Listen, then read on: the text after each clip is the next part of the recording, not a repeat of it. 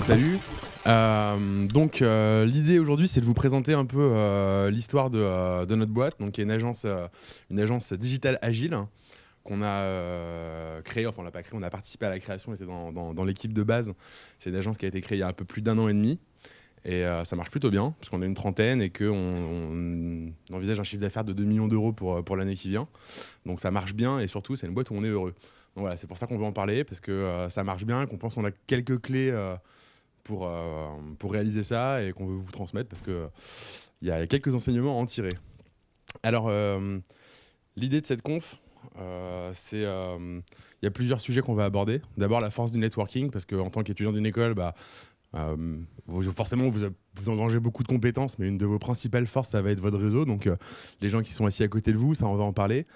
On va aussi parler de l'intrapreneuriat, puisqu'on n'a pas créé cette société tout seul, on l'a créée dans une grosse société, ce qui nous a permis vraiment de nous focaliser sur notre job et pas sur les aspects on va dire budgétaires, administratifs, juridiques, etc.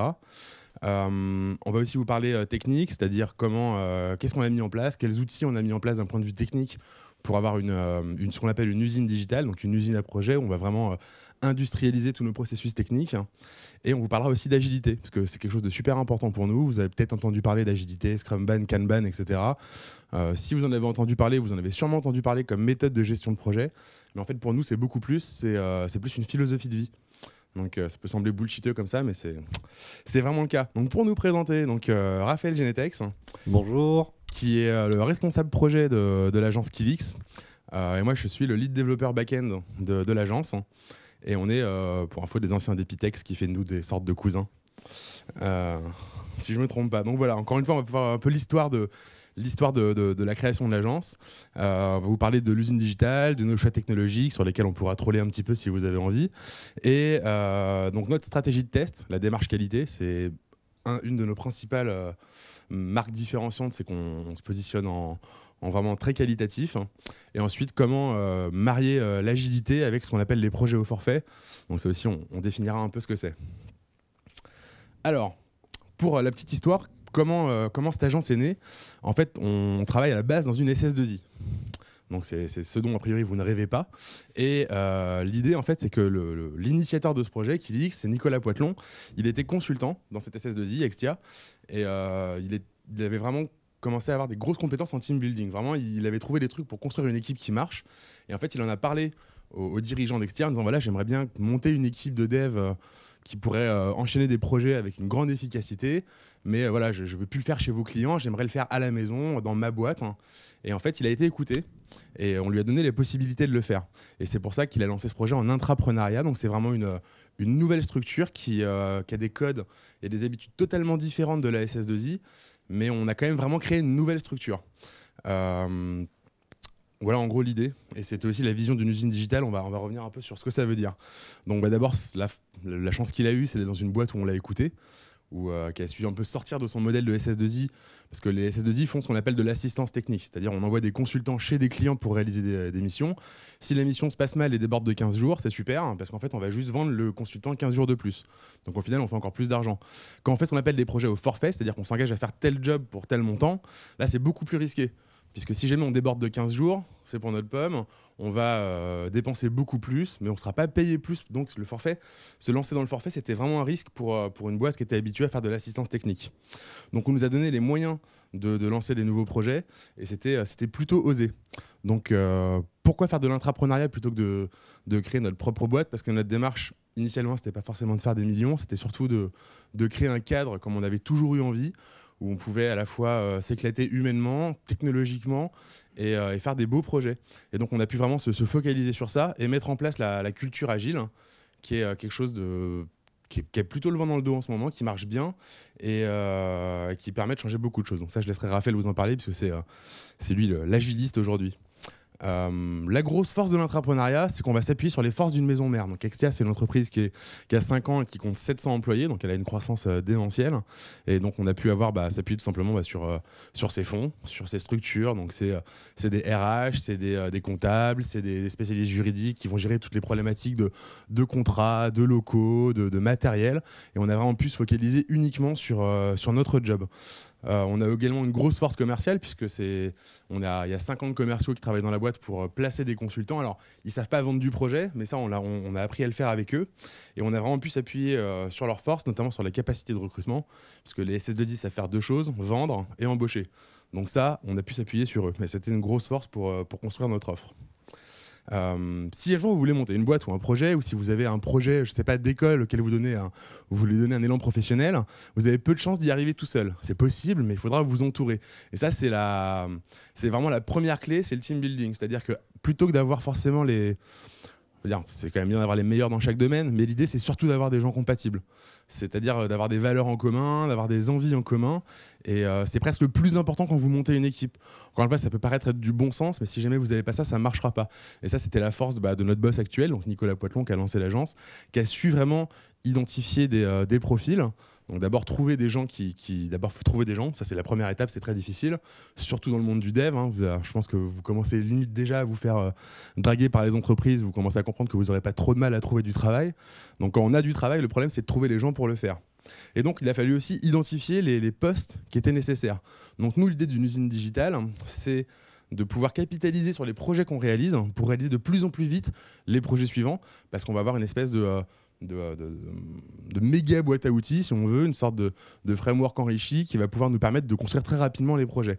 Donc pour ça, il nous fallait un boss, donc le directeur d'agence, c'est Nicolas Poitelon qui a fondé le projet, Raphaël, donc qui est le responsable projet. Donc son job, Raphaël, c'est le contact avec les clients et le fait aussi de mettre en place les méthodes agiles. On a un lead dev front-end et un lead dev back-end, donc ça c'est moi. L'idée c'est qu'on va vraiment séparer le développement front du développement back. Est-ce que ça vous parle déjà ça, le front et le back, ou c'est pas limpide? Bon, tout le monde, c'est si. Donc le front, d'accord. Donc le front, donc c'est vrai que c'est plus parlant dans les métiers du web, mais ça peut s'exporter au reste. Donc ce qu'on va appeler la partie front-end, c'est tout ce qui va être l'interface. Donc en web, ça va être tout ce qui touche au HTML, au CSS, au JavaScript. Sachant qu'aujourd'hui, ça devient de plus en plus conséquent, parce qu'avant, c'était vraiment, on parlait d'intégrateur, je fais du HTML et du CSS. Aujourd'hui, on a de plus en plus d'intelligence qui va dans la partie front, avec des technologies comme AngularJS, par exemple. Et donc, du coup, ça devient vraiment un métier à part entière. D'ailleurs, c'est plus dur de trouver des développeurs front que des développeurs back aujourd'hui. Et donc, le développement back-end, c'est la partie intelligence serveur, où on va avoir tout ce qui est les langages de scripting, les bases de données. Si jamais on est sur un site à fort trafic, tout ce qui va être le load balancing, la gestion de la charge, du cache, etc. Donc on va vraiment séparer les deux métiers. On ne peut pas tout faire, on ne peut pas être bon dans tout. Et le fait d'avoir des développeurs front qui vont vraiment s'occuper de la partie interface et des développeurs back qui sont sur la partie serveur, ça permet d'accélérer les projets en les découpant tout simplement par briques.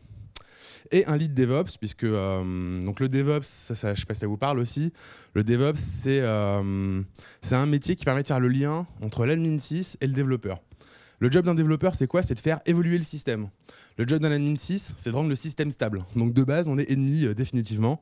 Donc vous commencez un peu à vous répartir dans ces deux sectes normalement. Et le DevOps, son job, en fait, c'est de mettre de l'huile entre ces deux métiers. C'est de faire en sorte que les développeurs soient sensibilisés à la stabilité du système. Désolé. Hop. On va l'éteindre. Donc, je disais, oui, l'admin 6 va stabiliser le système et le développeur va vouloir le faire évoluer. Et donc, du coup, le DevOps, lui, va mettre en place des outils qui vont permettre de sensibiliser le développeur à la stabilité du système et des outils qui vont faciliter notamment la mise en production des nouvelles versions d'un programme. Et l'admin 6 qui, lui, est responsable de la stabilité. Donc, encore, on va revenir dans ces éléments-là. Donc là, c'est toute une pile de technologies. C'est vraiment super intéressant. Quand on veut arriver au stade ultime qu'on appelle l'intégration continue, ce qui est le cas chez les géants du web. Par exemple, quand LinkedIn sort une nouvelle feature sur sa page profil, elle est automatiquement poussée en prod. Ils font des fois 3, 4, 5 mises en prod par jour. Donc l'idée, c'est pas on attend qu'il soit mercredi soir, à 1h du matin, on coupe les serveurs, on met en ligne le code source, on teste et on rallume. Tout est fait en live. Et donc, ça peut même vous arriver d'être deux à côté, d'en avoir un qui a une nouvelle feature qui arrive sur sa page LinkedIn parce qu'il fait partie des 3% d'utilisateurs qui testent la feature pour voir s'il n'y a pas de retour de bug avant que ce soit généralisé à tout le système. Donc nous, on n'en est pas encore là, mais l'idée, c'est de s'approcher de plus en plus de ça et qu'au final, on puisse se dire tous les soirs, tiens, j'ai fini ma feature, j'appuie sur un bouton et c'est répercuté sur tous mes serveurs en production dans le monde. Et donc ça, c'est du DevOps. Et enfin, voilà, surtout mettre en œuvre son réseau, puisqu'on vient tous d'écoles qui sont sensiblement proche de celles que vous connaissez aujourd'hui, et de pouvoir identifier des profils pour les recruter, comme Victor par exemple, qui était en stage chez nous l'année dernière, hein, et d'autres personnes qu'on a recrutées depuis, puisque en un an, maintenant on est 30 comme je vous le disais. Le networking, ça c'est super important. S'il y a un message que j'aimerais vous faire passer aujourd'hui, c'est cette force incroyable que vous allez avoir. Aujourd'hui, on n'arrive pas à recruter de développeurs. C'est quasiment impossible. Moi, je me fais chasser une dizaine de fois par jour. Et je dis, ça, on va péter parce que ce sera votre cas. Donc, très bientôt, si ce n'est pas déjà le cas. Et donc, du coup, on ne trouve pas de développeurs. Je ne trouve même pas de trouver des bons développeurs. Ça, c'est encore plus dur. Donc, le seul moyen de le faire, c'est simplement d'utiliser son réseau. Nous, on s'est rendu compte dans l'agence en 1 an et demi que rien qu'avec notre réseau, donc en l'occurrence d'Epitech, on a réussi à trouver plus de développeurs que les 50 RH de la SS2I où on travaille. On a beaucoup plus de facilité, on les connaît. Alors, en l'occurrence, nous, on est profs, donc on a des contacts avec des étudiants plus jeunes que nous.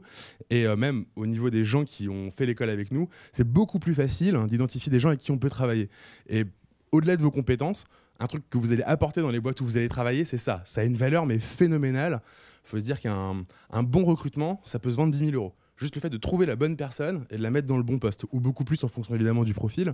Et donc, encore une fois, vous êtes au début de votre cursus, mais vraiment misez dessus, même si ça vous semble un peu futile, mettez à jour votre réseau LinkedIn, invitez tous entre vous. Si vous commencez à le faire aujourd'hui, vous n'aurez aucun effort à produire, et dans 4 ans, vous aurez un réseau super fat, et vous pourrez trouver n'importe quelle compétence technique, chose que des recruteurs auront beaucoup plus de mal que vous à faire. Donc ça, c'est vraiment une force, et on le voit dans la manière dont a été composée notre équipe. Parce que donc, quand Nicolas a lancé l'idée, Raphaël, lui, était déjà consultant dans l'entreprise. Il était chef de projet technique chez Full Six pour Extia. Et il a été identifié par Nicolas parce qu'ils se sont rencontrés pendant des événements. Et ils ont commencé à construire l'équipe ensemble. Ils ont cherché donc un lead développeur front-end, un lead développeur back-end, un lead DevOps.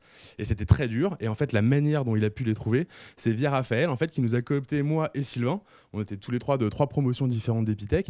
Et c'est comme ça qu'on a réussi à construire une équipe avec des gens qui avaient la même philosophie, surtout qui avaient les compétences qu'on cherchait. Ça aurait été très dur. Alors, on a Stéphane, notre lead front, qui venait de Supinfo, qui lui, en l'occurrence, a été sourcé sans notre réseau. Mais vraiment, le fait qu'on était dans la même école et qu'on se soit croisés a vraiment été le plus gros ciment qui nous a permis de construire cette équipe. On va parler un petit peu de technique. Hein. Si vous avez des questions, déjà, surtout, vous n'hésitez pas. Hein, on est là pour ça. Sur ce que je vous disais, c'est cette fameuse industrialisation du développement et ce qu'on va appeler une usine digitale. Alors après, on va y revenir hein, sur les détails, mais nous, on est sur les techno-web. Hein. Ça marche pour n'importe quel techno-web d'ailleurs. Hein. Nous, on est principalement sur du PHP, mais on peut faire d'autres choses. Donc l'idée, en fait, c'est d'avoir des environnements qui permettent de normaliser et d'éviter tout ce qui est les tâches redondantes des développeurs. Un des gros problèmes qu'on a, notamment, que vous avez sûrement déjà dû rencontrer dans vos projets en groupe, c'est cette fameuse phrase de « ça marche sur mon poste ». Ou une fois en soutenant « ça marchait sur mon poste ». Donc pour éviter ça, déjà tout le monde travaille sur des environnements normalisés. Donc pour ça, on utilise des machines virtuelles qu'on load avec un soft qui s'appelle Vagrant, et ce qui nous permet d'avoir pour chaque projet une machine virtuelle qui est prête et que tout le monde monte sur son ordinateur. Premier avantage, les devs sont libres de bosser sur ce qu'ils veulent. On en a sur Linux, d'autres sur Windows, d'autres sur Mac. Je sais que c'est votre cas ici, c'est triste, mais c'est comme ça. Et donc sur tous ces OS, on peut lancer des machines virtuelles. Donc là, par contre, nos machines virtuelles, elles sont toutes sur Linux. On utilise notamment des Debian. Et donc, on a tous sur nos postes où on a l'OS qu'on veut, ces machines virtuelles qui sont normalisées, qui ont les bonnes interfaces réseau, les mêmes softs installés, les mêmes versions de chaque élément. Et donc, du coup, ça nous évite d'avoir des environnements différents. Ces environnements, ces machines virtuelles, on va les répliquer d'ailleurs sur nos serveurs de production pour encore ne pas rencontrer ce problème du « ça marchait sur mon poste ». Donc ça, c'est la virtualisation des environnements locaux. Pour versionner notre code, on utilise Git. Donc ça, je pense que vous connaissez tous le versionning, enfin j'espère. Sinon, ça aussi, vous avez eu des problèmes si vous ne l'utilisez pas. Et donc du coup, on va tout simplement pusher tous nos développements sur différentes branches de nos repos une fois qu'on a fini de développer nos features. Et en fait, sur Git, on a installé ce qu'on appelle des hooks. C'est-à-dire qu'en fait, le serveur Git va détecter qu'on a modifié du code sur telle ou telle branche. Et ça va automatiquement déployer, ça va automatiquement exécuter ce qu'on appelle des jobs dans un soft qu'on appelle Jenkins. Donc là, on est totalement dans le DevOps. C'est-à-dire que c'est plus « Ah tiens, j'ai pushé mon code, donc il faut que je mette à jour le serveur de développement pour que voir si ça marche avec tout le monde. Il faut que je mette à jour mon serveur de recettes pour que mon client puisse tester si la fonctionnalité marche. Ou il faut que je mette à jour mon serveur de production, tout simplement pour que mon soft soit à jour. » Tout ça, ça va être automatisé parce que si jamais Git détecte qu'on a pushé sur la branche de développement, automatiquement, il va aller jouer tous les tests unitaires.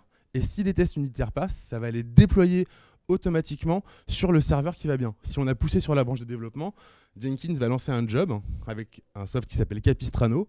Donc ça, c'est quand même plus spécifique aux solutions web et PHP. Et ça va le pousser sur un environnement de développement. Si c'était sur la branche de recette, sur l'environnement de recette. Si c'était sur la branche de prod, sur le serveur de production. Et donc, automatiquement, on va avoir des éléments qui vont être déployés. Après, dans les librairies, dans les langages qu'on utilise, on a d'autres mécanismes qui vont nous permettre automatiquement, par exemple, de mettre à jour la base de données, de jouer un job ou un script pour aller mettre à jour des données, de la structure, rajouter des fichiers, peu importe, tous les jobs qui pourraient être nécessaires pour faire la montée de version. Et tout ça, en fait, c'est dans le cloud. On a un cloud privé avec une centaine de machines virtuelles qui permettent d'héberger toutes les versions de tous les environnements de tous nos projets. Il faut savoir que puisqu'on fait de l'API first, ça aussi, on va en parler, on a beaucoup de serveurs pour un même projet. Moi, par exemple, là, en ce moment, je bosse sur un projet interne à la société qui est un ERP, CRM, réseau social d'entreprise, une sorte de monstre logiciel qui fait un peu tout. Et rien que pour ça, on a déjà 2 serveurs juste pour le back-end et pour le front-end, un autre pour la base de données. On a 4 environnements, donc 3 x 4, 12. Ça nous fait déjà 12 machines virtuelles pour un projet qui est plutôt simple. On a des projets où une seule branche nécessite plus de 6 machines virtuelles. Donc avec les 3 environnements, là, je laisse faire le calcul, ça fait 18 VM. On a une vingtaine de projets en concours ou qui ont existé. Donc voilà, on a vraiment un cloud qui est assez conséquent. Et donc tout ça, c'est géré donc dans un cloud privé avec VMware vSphere, où simplement nos machines, elles sont totalement virtuelles. On n'a plus de notion de serveur physique. On les crée à la volée, on les réplique, on les backup, on fait ce qu'on appelle des snapshots. Et ça nous fait gagner un temps de malade. Voilà, si vous avez des questions sur ça, encore une fois, n'hésitez pas. Je bombarde un peu parce qu'on n'a pas énormément de temps. Mais l'idée, c'est que... Ouais. Alors, parlons des environnements, il y en a plusieurs. Donc, la recette, c'est le deuxième. Ce qu'on appelle l'environnement d'intégration ou de développement, c'est là où en fait, on va pousser les features qui fonctionnent. C'est-à-dire qu'en local, je vais développer ma feature. Donc forcément, pendant que je la développe, elle ne marche pas. Une fois qu'elle est finie, je vais la pousser sur le serveur de dev pour voir tout simplement que ça ne va pas casser les développements qui ont été faits récemment par mes collègues. Une fois qu'on a non pas une tâche, mais vraiment une fonctionnalité métier utilisable complète, là, on va la pousser sur le serveur de recettes. Et en fait, ce serveur, le but, c'est que le client puisse aller tester la fonctionnalité. Donc ça, c'est vraiment le serveur de test fonctionnel où le client va pouvoir aller tester tout un lot fonctionnel. Je donne un exemple. Sur le serveur de dev ou d'intégration, on va pouvoir pousser l'affichage d'un formulaire. Mais on ne va pas mettre ça en test au client parce qu'il peut juste l'afficher, il ne peut pas l'utiliser. Si jamais il peut utiliser une feature complète, on le fera sur le serveur de recettes. Et une fois que le client a fini sa recette, c'est-à-dire qu'il a validé que tout ce qu'on a développé était conforme à ce qu'il attendait, là, on va pouvoir le mettre sur le serveur de prod. On dit release souvent. Alors, release candidate, ça va être une version d'un soft qui est candidate justement pour devenir la nouvelle version majeure. Donc là, c'est plutôt un nom qu'on va mettre sur une version d'un soft. Mais le serveur de recette, c'est vraiment là où tu vas présenter ton travail au client, mais c'est pas le serveur de production. Tu as une question, je crois ouais. Ouais. Alors, nous, quand on fait un proche, l'idée, c'est pas qu'il compile sur toutes les archis. C'est plus qu'il marche dans son environnement cible. Donc en fait, quand on va commencer un projet, on va déjà discuter avec le client de l'environnement dans lequel sera effectivement mis le projet et on va construire les environnements de développement en fonction de ça. Maintenant, et ça c'est Raphaël qui y reviendra quand il vous parlera de l'agilité et de la force que ça amène au projet informatique, c'est qu'en fait, nous, sur un projet de 6 mois, dès la 3e ou la 4e semaine, on va déjà mettre en production. C'est-à-dire qu'en fait, sur un projet de 6 mois, le client, on va lui présenter 12 fois un logiciel fonctionnel pour lui montrer où est-ce qu'on en est et ça va évoluer sans cesse. Donc grâce à ça, en fait, on risque pas de se rendre compte à la fin d'un projet que ça colle pas parce qu'on a déjà mis en production. Mais donc voilà, pourquoi on a des environnements justement par projet, c'est parce qu'on va les adapter à l'environnement cible du client. Maintenant, nous aujourd'hui, on est sur des techno web, donc quasiment tous les serveurs sont sur Linux, quasiment tous utilisent Debian, quasiment tous utilisent MySQL, donc on a assez peu de surprises là-dedans. Les surprises qu'on a, c'est plus sur des versions des softs qu'on utilise, genre les versions de Ruby, voilà. Genre, si on fait une mise en prod, on est à peu près sûr qu'on aura 2-3 problèmes avec les versions de Ruby. Mais c'est pas vraiment lié à l'OS. Dans ce schéma-là ? Alors, ce schéma-là, il va pas vraiment te montrer le moment où on va le montrer au client. Par contre, il peut te montrer l'endroit. Cet environnement de recette, il est là uniquement pour le client. En gros, sur l'environnement de recette, tu as toujours la dernière version stable du projet avec toutes les dernières features qui ont été développées. Et d'ailleurs, le client peut y accéder en permanence.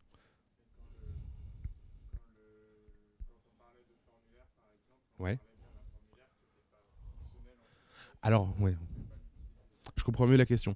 Donc, un serveur, si on a fini une tâche, donc un morceau de feature, on va le mettre sur le serveur de développement, d'intégration, où on va vraiment fusionner les développements de tous les développeurs de l'équipe. Et là, on va simplement voir, par exemple, dans cet exemple-là, qui est un peu bête, donc j'affiche un formulaire, que le dev qui a été fait pour permettre d'afficher ce formulaire n'a pas fait de régression sur le reste du soft. Mais ça, en effet, on ne va pas le mettre sur l'environnement de recette. C'est une tâche, c'est pas une fonctionnalité métier.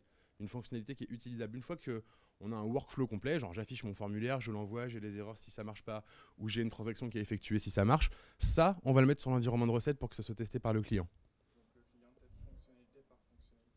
C'est ça. Alors nous, on va appeler ça des user stories, des histoires utilisateurs. C'est-à-dire que enfin, je me rappelle, mais en gros, quand on va cadrer le projet avec un client, on va lui demander d'écrire des petites phrases qu'il comprend lui.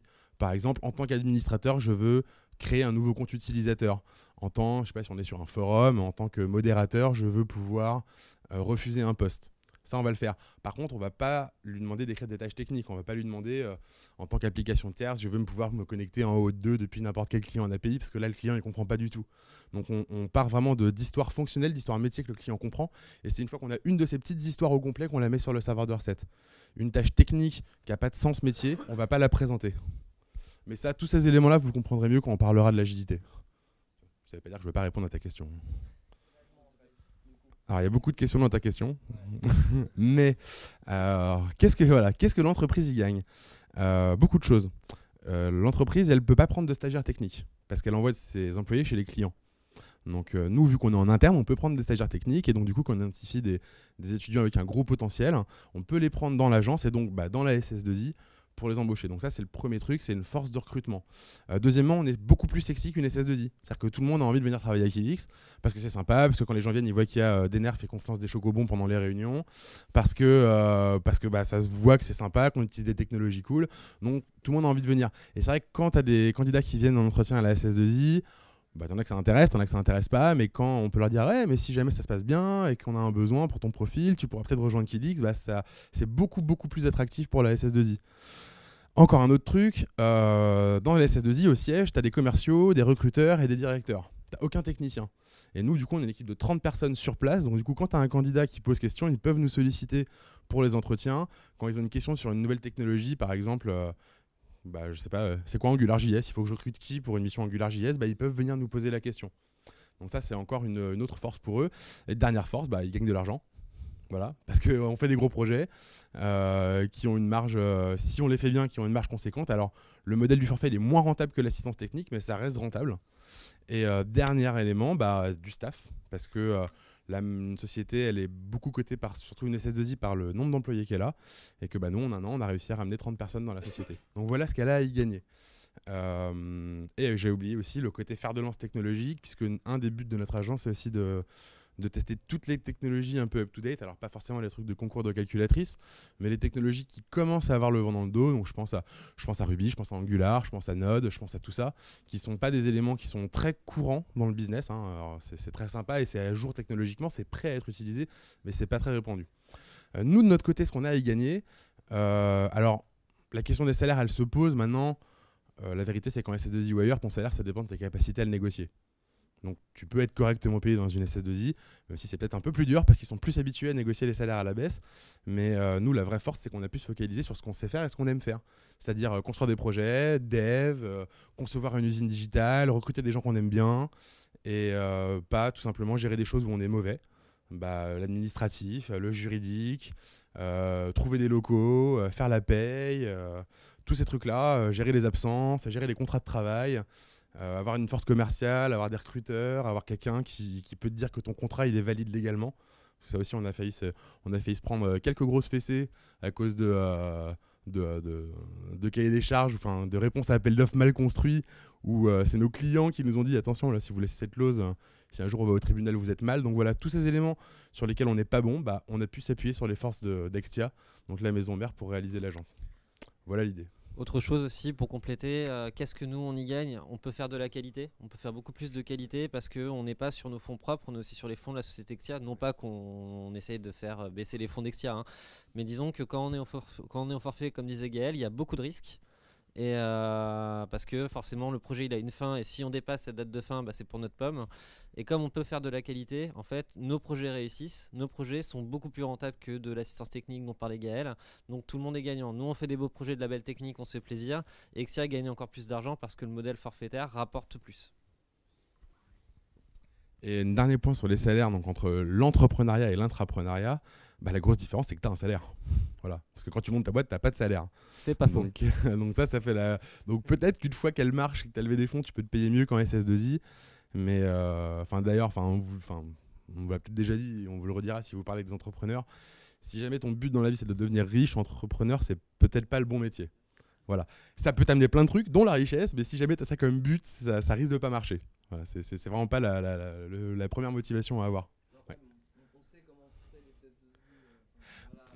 Justement, tu vois, je suis d'accord avec toi et j'avais le même avis que toi, mais je vais être honnête, ça m'a fait changer d'avis cette expérience que j'ai depuis 1 an et demi parce que même si ça me fait pas rêver aujourd'hui d'être consultant, la force d'être consultant, c'est que sur un contrat de travail, tu auras du mal toi-même à en 2 ans aller bosser chez Canal+, France Télévisions et Bouygues Télécom.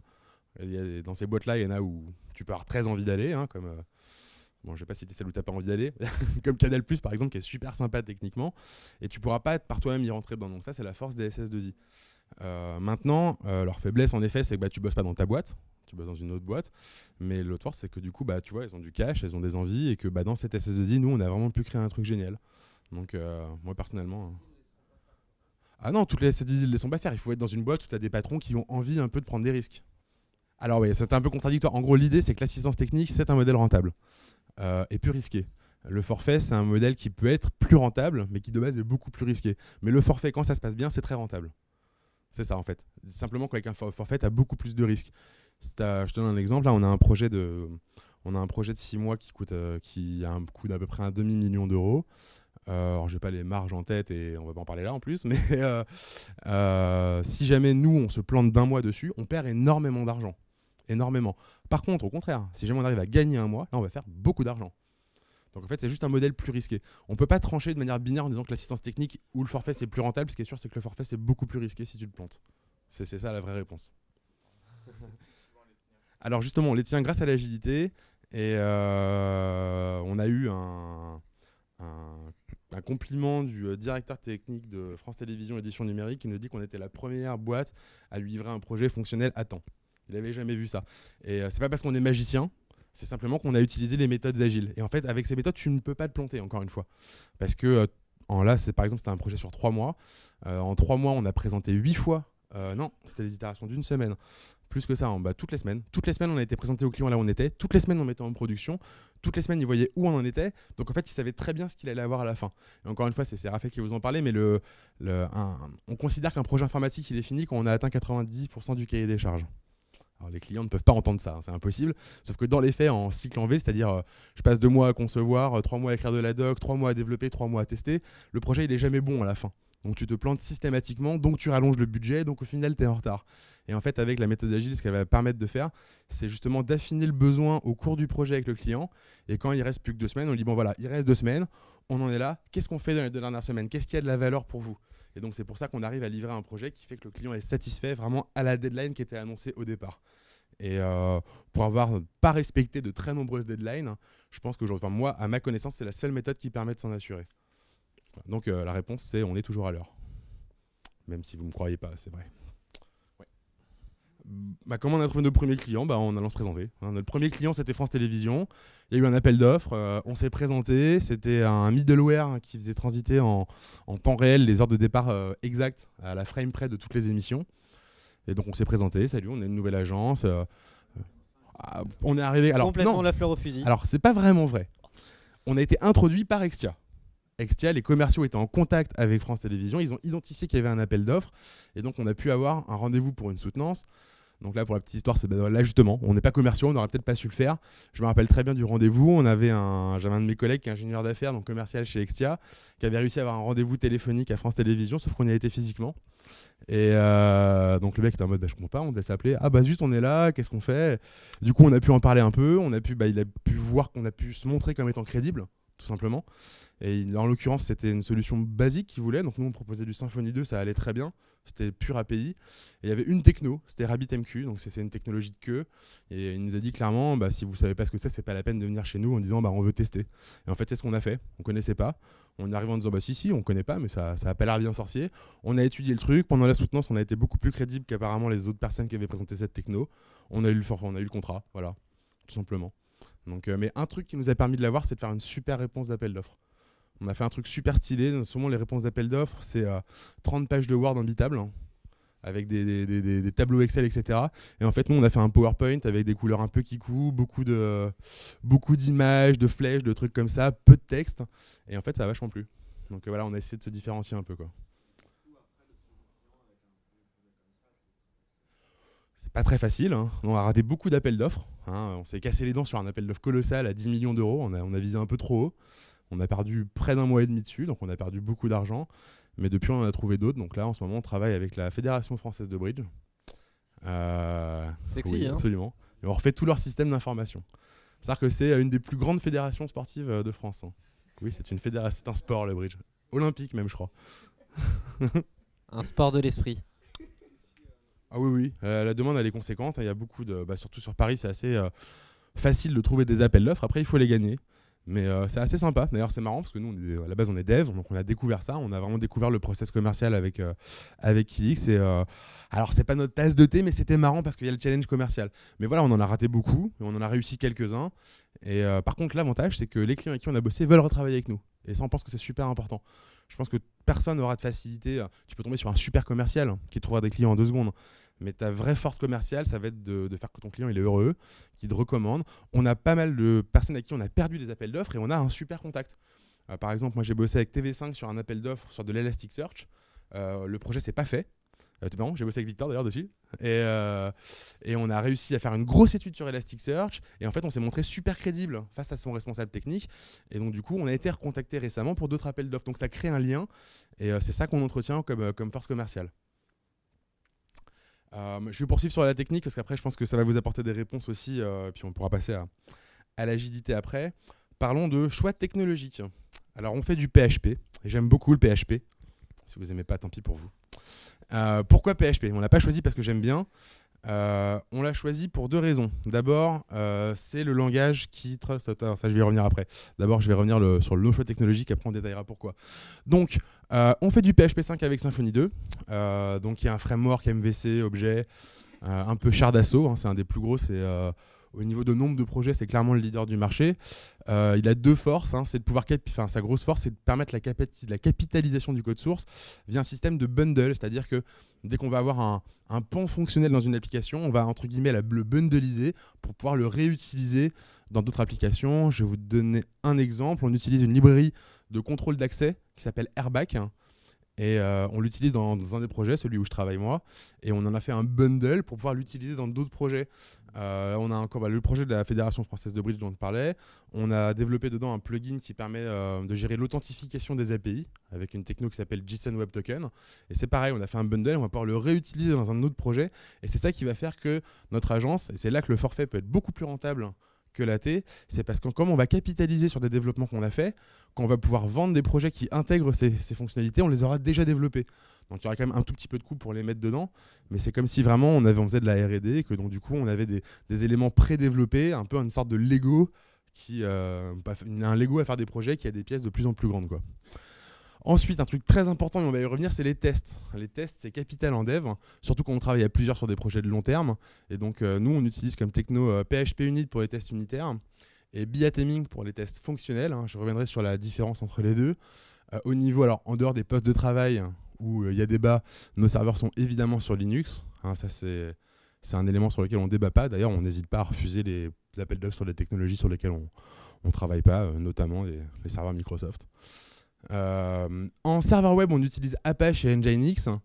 Apache parce que c'est vieux et c'est bien, Nginx parce que c'est nouveau et c'est cool, et MySQL pour la base de données parce que c'est gratuit, super stable, on pourrait faire du Postgre ou d'autres trucs, mais on évite les BDD propriétaires comme Oracle tout simplement pour des problèmes de coût.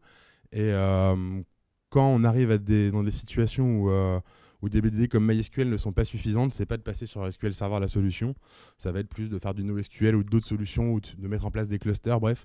Ça, c'est des technologies qui, en plus, ont la force d'être toutes open source et gratuites. Donc quand on a 120 serveurs en virtuel, bah, c'est bien de ne pas avoir 120 licences à payer. Et puis c'est aussi une question de philosophie. Donc on essaie d'utiliser de l'open source. Pour le front-end, alors on fait du web, donc on utilise évidemment HTML5, CSS3 et JS avec tout ce qui va être jQuery et les nouvelles sorties comme Angular, etc. qui changent complètement la donne niveau front. Si vous voulez qu'on en parle de ça, on pourra le faire avec plaisir. Et Foundation également pour gagner du temps au niveau intégration. Pourquoi donc on a choisi ces technos? Alors PHP, c'est 78% de part de marché sur le web. C'est gratuit et c'est libre. Ça, c'est la première raison. La deuxième raison, c'est que c'est aussi le langage où on va trouver le plus de développeurs. Hein, il y en a beaucoup de mauvais, mais il y en a beaucoup tout court aussi. Si je prends une techno comme Ruby, par exemple, il y a beaucoup moins de développeurs. Alors, ils sont plutôt bons en général, mais ils sont quand même très durs à trouver. Donc ça, c'est une première raison du choix. Deuxième choix, Symfony 2. Le framework qu'on utilise, il est extrêmement connu et il est extrêmement demandé. Nos clients arrivent en nous disant « Je veux un projet en Symfony 2 ». Alors c'est stupide, on est d'accord. C'est pas la personne qui achète une maison qui doit décider si le maçon va utiliser des parpaings ou des briques, mais il le décide toujours. Il y a toujours un ami qui lui a dit qu'il fallait absolument faire de l'ASP ou qu'il fallait absolument faire du Symfony 2. Bref, quand on arrive avec cette technologie, ça nous empêche d'avoir à enfoncer des portes en disant mais si, c'est la bonne technologie. Donc Symfony 2, ça marche très bien. Je pense à un autre framework PHP qui marche très bien aujourd'hui, c'est par exemple Laravel. C'est super, hein. D'ailleurs ça reprend des trucs bien de Symfony, ça reprend des trucs bien de Rails. Aujourd'hui, si on voulait vendre du Laravel, il faudrait faire un effort, il faudrait expliquer que c'est bien, il faudrait amener des références, il faudrait trouver quelqu'un que le client connaît qui le rassure sur ça. Donc ça aussi, c'est important d'utiliser des technologies qui sont installées sur le marché. Pour MySQL, donc pareil, 40% de part de marché sur le web, donc c'est phénoménal, hein. Les autres derrière sont très très loin. C'est particulièrement bien intégré avec Apache et PHP, hein, ce qu'on appelle la pile lampe, donc Linux Apache, MySQL, PHP. C'est très facile à configurer, c'est très facile à utiliser. Et en plus, il y a des mécanismes qui permettent de monter en charge avec ce qu'on appelle un cluster MySQL. Donc c'est une logique de serveur en master et en slave, où on a finalement des serveurs SQL où on va uniquement écrire des données et des serveurs SQL où on va uniquement lire les données. Hein, puisque quand on écrit dans une base, ça bloque les tables et on ne peut pas lire dedans. Donc ça permet d'accélérer beaucoup les échanges. Voilà pour les choix techno. Alors ça, c'était vraiment technologie. Et après, on passe à un truc qui est à mes yeux plus intéressant, plus élaboré, où vous arrivez après, c'est l'archi. L'archi technique, c'est presque plus important que les technologies. D'ailleurs, là, vous allez voir qu'il n'y a aucune notion de technologie dans ce schéma-là. On pourrait faire ça, d'ailleurs, avec même différentes technologies. Hein. Là, je ne suis pas encore rentré dans le détail, mais on pourrait très bien avoir ça dev en Objective-C, ça en Java, ça en C#, ça en JavaScript, ça en PHP, ça en COBOL et ça en je sais pas quoi, on s'en fout. On pourrait vraiment avoir différentes solutions technologiques. Ça, c'est vraiment de l'architecture. Ce qu'on fait, nous, c'est ce qu'on appelle de l'API first. C'est-à-dire que tous nos softs, ils sont découpés par briques qui communiquent entre eux par des API. Donc des API pour Application Protocol Interface, ça veut simplement dire que on a différentes briques logicielles qui vont communiquer entre elles par des canaux extrêmement simples et extrêmement normalisés. Ça n'a rien de très compliqué d'un point de vue technique. Par exemple, si je vous prends un site, admettons que ce site ce soit un blog tout bête. Et bien ici, on aurait ce qu'on appelle un cœur applicatif, où là justement on va faire que du développement back-end qui va gérer l'intelligence. Alors sur un blog, l'intelligence est assez limitée, c'est de savoir à qui appartient un post, à quel post fait référence un commentaire, etc. Et en fait, on va mettre à disposition du frontal des routes d'API qui vont permettre de récupérer les informations. Par exemple, envoie-moi la liste des posts de l'utilisateur 12. Donc là, on aura une URL qu'on va appeler. Ce sera par exemple get users/12. Si jamais on veut récupérer tous les commentaires de l'utilisateur 12, on fera peut-être get comments/user/12. Et en fait, ce serveur-là, ce bloc logiciel, qui peut être encore une fois développé dans n'importe quelle technologie, va simplement interroger l'intelligence disponible dans le cœur applicatif. Donc là, on peut avoir une base de données MySQL et un soft qui tourne par exemple sur le framework Symfony 2. Ici, on va avoir un serveur frontal. Donc nous, en l'occurrence, le serveur frontal, ça va être le serveur qui va servir à l'interface web. Et lui, il peut être développé par exemple en AngularJS. Mais dans la majorité de nos projets, nous, on a carrément 2 instances de Symfony 2. On a un Symfony 2 ici qui sert à l'intelligence. Et on a un autre Symfony 2 ici qui n'a quasiment aucune intelligence, qui en général n'a même pas de base de données, qui va servir à afficher les pages. Donc quand vous allez accéder au site, c'est sur ce site-là que vous allez accéder. Et lui, en fait, il va aller récupérer les informations dans le cœur applicatif. Et quand sur ce forum, vous allez vouloir poster un commentaire, il va arriver de l'application web sur le serveur frontal. Et c'est le serveur frontal qui, par une route d'API, va aller l'enregistrer dans le cœur applicatif. Alors pourquoi on se prend la tête à tout découper comme ça ? Il y a plusieurs avantages. Je vais y revenir sur ce slide après. C'est d'abord son développement. Le fait de modulariser le développement comme ça va permettre de découper en plusieurs équipes. Par exemple, on a un projet où on a un serveur frontal, un serveur core, un serveur de CDN, donc qui va gérer le contenu, et un autre serveur pour toute une partie CMS, donc gestion, pilotage des articles, etc. Donc ça permet de le développer en 4 équipes, tout simplement. Sa complexité aussi, forcément, quand on découpe un projet en 4, c'est 4 parties plus simples qu'un gros tout complexe. Sa testabilité également. Voilà, pour comprendre en quoi c'est plus testable, il faut connaître un peu les API. Je ne sais pas si vous en avez déjà utilisé. Vous avez peut-être fait du Google Maps ou des trucs comme ça. Vous verrez en tout cas, mais c'est vrai que c'est un peu abstrait pour vous, j'imagine là. Mais en fait, une API, entre 2 blocs applicatifs, elle va déterminer des points d'entrée très simples. Par exemple, récupère-moi les articles d'un utilisateur.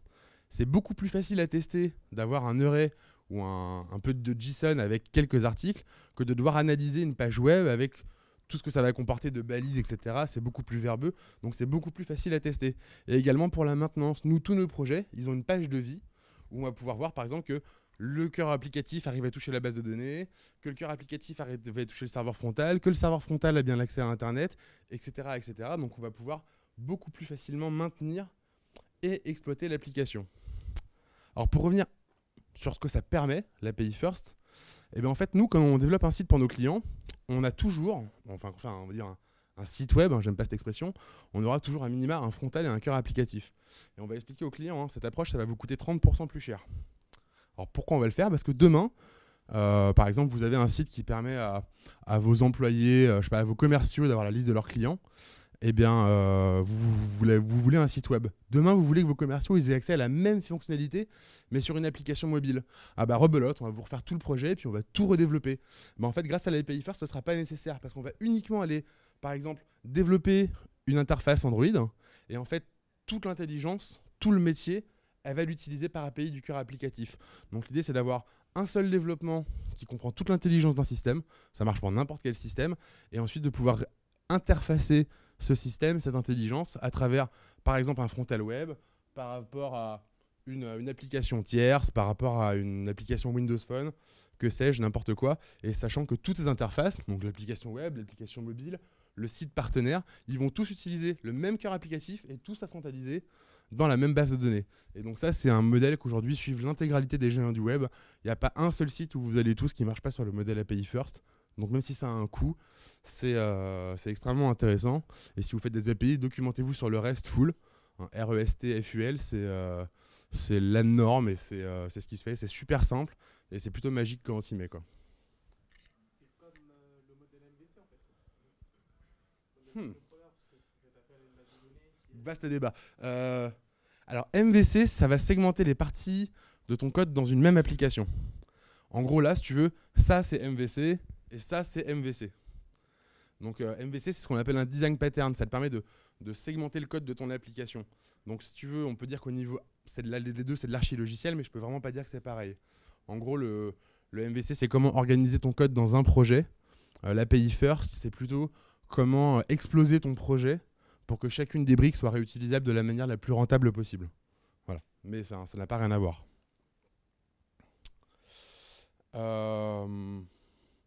Ça c'est chiant, on va passer. Alors, parlons un peu d'hébergement aussi, parce que nous évidemment on est force de conseil auprès de nos clients et on leur parle aussi d'hébergement. Ok, vous avez développé mon application, mais comment elle va vivre? Et donc, encore une fois, nous, on ne fait pas d'exploitation, on fait de la production. Pardon, on ne fait pas de production, on fait du build. C'est-à-dire qu'on construit des solutions, mais ce n'est pas nous qui gérons leur vie. On ne propose pas d'hébergement. Par contre, on les propose à nos clients, on leur fait des conseils. Donc, la solution de base, c'est d'avoir un... Parce que ce n'est pas vraiment de base, parce que la version de base, c'est ce qu'on appelle un serveur dédié. Nous, on ne fait pas ça. C'est des serveurs virtualisés, donc dans un hyperviseur, où on va avoir à minima 3 machines virtuelles, une pour le frontal, une pour le cœur applicatif et une pour la base de données. Donc là, on est sur des solutions assez simples, avec une disponibilité de 99%. Est-ce que ça vous semble haut, 99%? Oui. Et non. Le 99%, c'est nul. 99%, je te laisse calculer combien tu as de downtime par an. Au moins 3 jours et demi. C'est énorme, c'est inacceptable. Mais ça passe, en tout cas c'est beaucoup moins cher que si tu as d'autres solutions. Donc ça c'est la solution de base, donc on a 3 serveurs. Et la solution un peu plus évoluée, qui est un peu plus complexe, et qui permet d'atteindre 99,9% de disponibilité, c'est ce qu'on appelle de la HA, de la haute dispo. Ça va être entre 3 et 10 fois plus cher pour avoir ce dernier pourcent de disponibilité. Et en fait, là, on va avoir un service de réplication, c'est-à-dire que notre soft est installé sur au moins 2, enfin, c'est pas 2, c'est N, serveurs frontaux, qui eux-mêmes vont pouvoir accéder à au moins 2 cœurs applicatifs et qui vont taper sur un cluster MySQL. Alors, comment ça marche? En fait, quand on va accéder à l'URL ou à l'IP de mon service, on va avoir ce qu'on appelle un failover ou un load balancer qui va dispatcher, donc soit stupidement, un coup à gauche, un coup à droite, soit intelligemment parce qu'il a des sondes qui permettent de lui savoir que tel ou tel serveur est plus exploité. Et en fait, ça va dispatcher le paquet sur un des 2 serveurs frontaux, peu importe. Si jamais il y en a un qui tombe, il y en aura toujours un de up, le temps que l'hyperviseur puisse remonter automatiquement le deuxième serveur. Pareil au niveau du back, quand le front...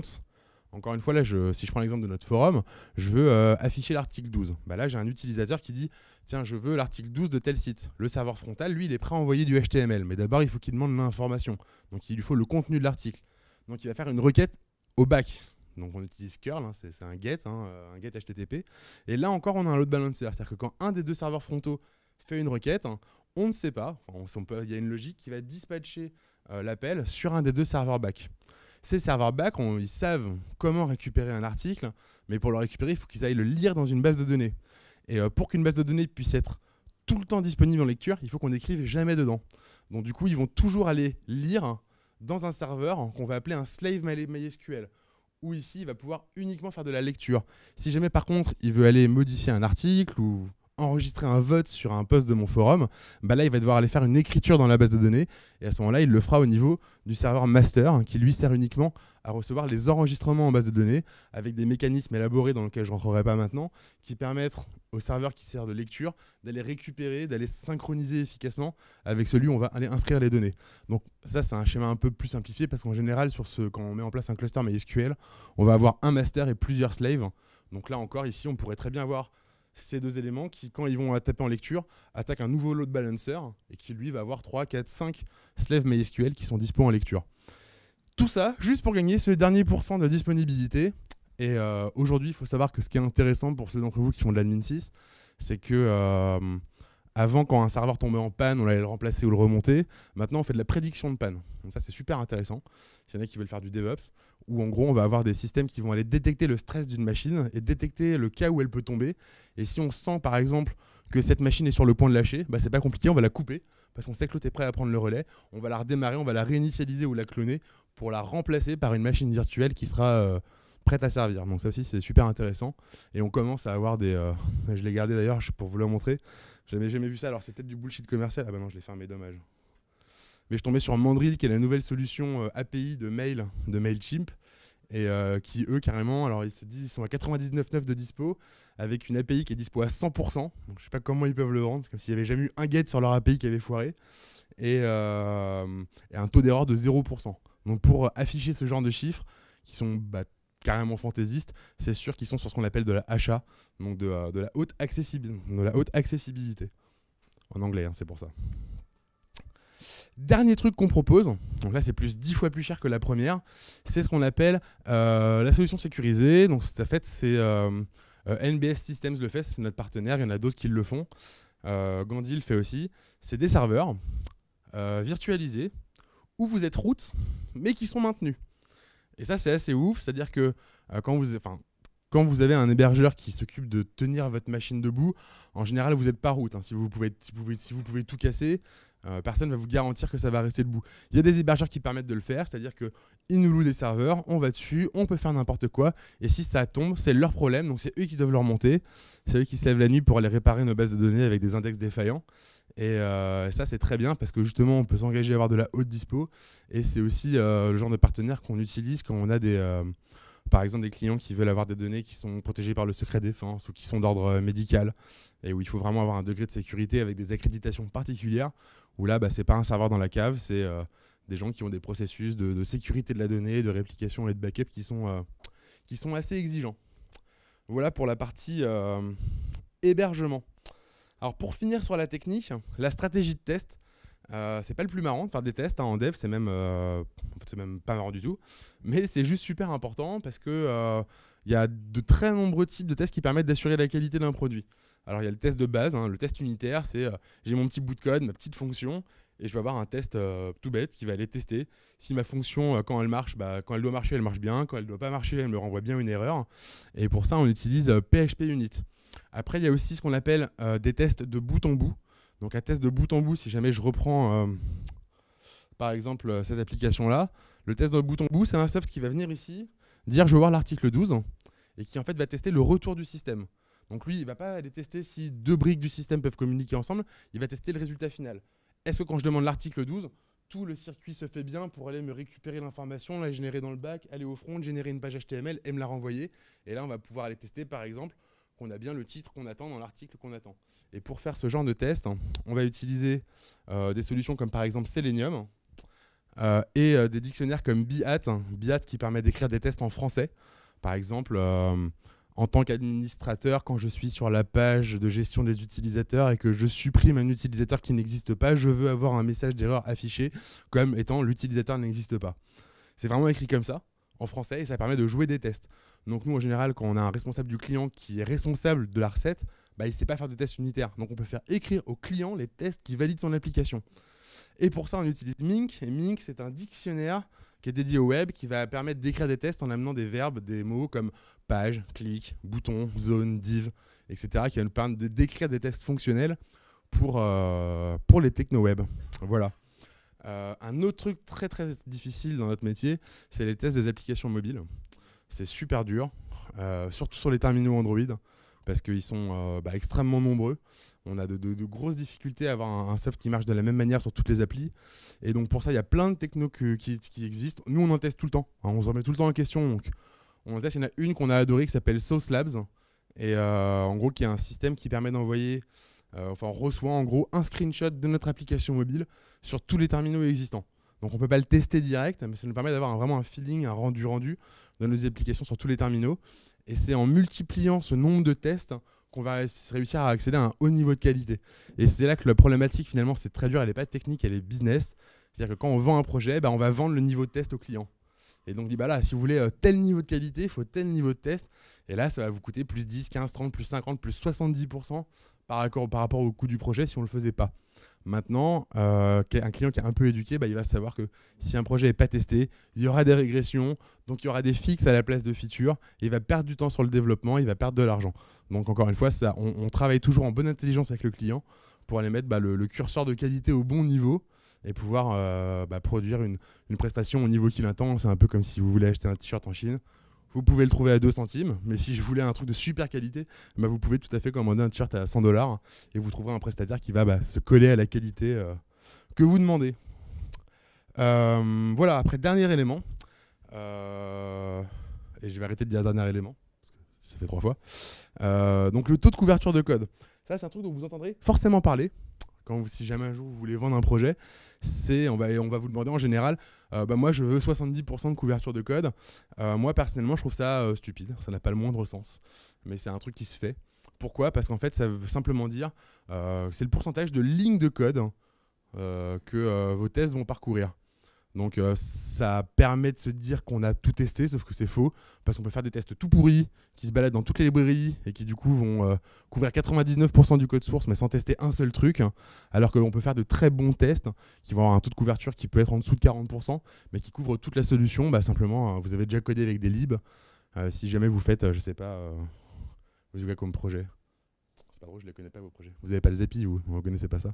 Ah voilà, bon, vous avez le Zapier. Bon. Bah, si vous avez un Zapier par exemple, vous pouvez très bien avoir un taux de couverture de 30%, avoir tout testé, parce que nous, quand on livre un projet, on livre toutes nos sources, parce que PHP c'est interprété, et bah, si vous êtes en C par exemple, vous n'avez pas trop besoin de tester la libc. A priori, il est plutôt stable, donc c'est pas parce que vous passez pas dans tout le code source de la libc que vous n'avez pas testé votre projet. Donc voilà pourquoi c'est pas très utile. Ouais, je prends trop de temps là, attends. Non, c'est bon, je suis presque. Alors, ouais, super important. Donc nous, on est des techniciens, mais nos moyens de qualité, en fait, ils sont beaucoup plus humains que techniques. Les tests unitaires, c'est bien coder, c'est bien, respecter des normes, c'est bien, mais le mieux encore, c'est de mettre des moyens humains. Et donc nous, la meilleure qu'on a, c'est ce qu'on appelle la validation croisée. Donc après, Raphaël va vous présenter comment ça se passe un projet en agilité, comment on le gère. Mais l'idée, c'est qu'en fait, dès qu'un dev de l'équipe finit une tâche, bah, il la met en validation. Et elle n'est pas considérée comme finie tant qu'il n'y a pas un autre développeur de l'équipe qui a été relire le code, un peu comme ce que vous faites pour vous corriger, pour aller valider le code source. Et ça a plein d'avantages. Premier avantage, bah, on a un contrôle qualité. On sait qu'il y a un deuxième développeur qui est venu relire le code source. Deuxième avantage, tous les développeurs voient comment les autres développeurs codent. Donc du coup, bah, on voit comment ils font, on peut se dire est-ce que c'est mieux. Si c'est mieux, on apprend. Si c'est moins bien, on peut aller conseiller. Donc du coup, ça tire vraiment toute l'équipe vers le haut.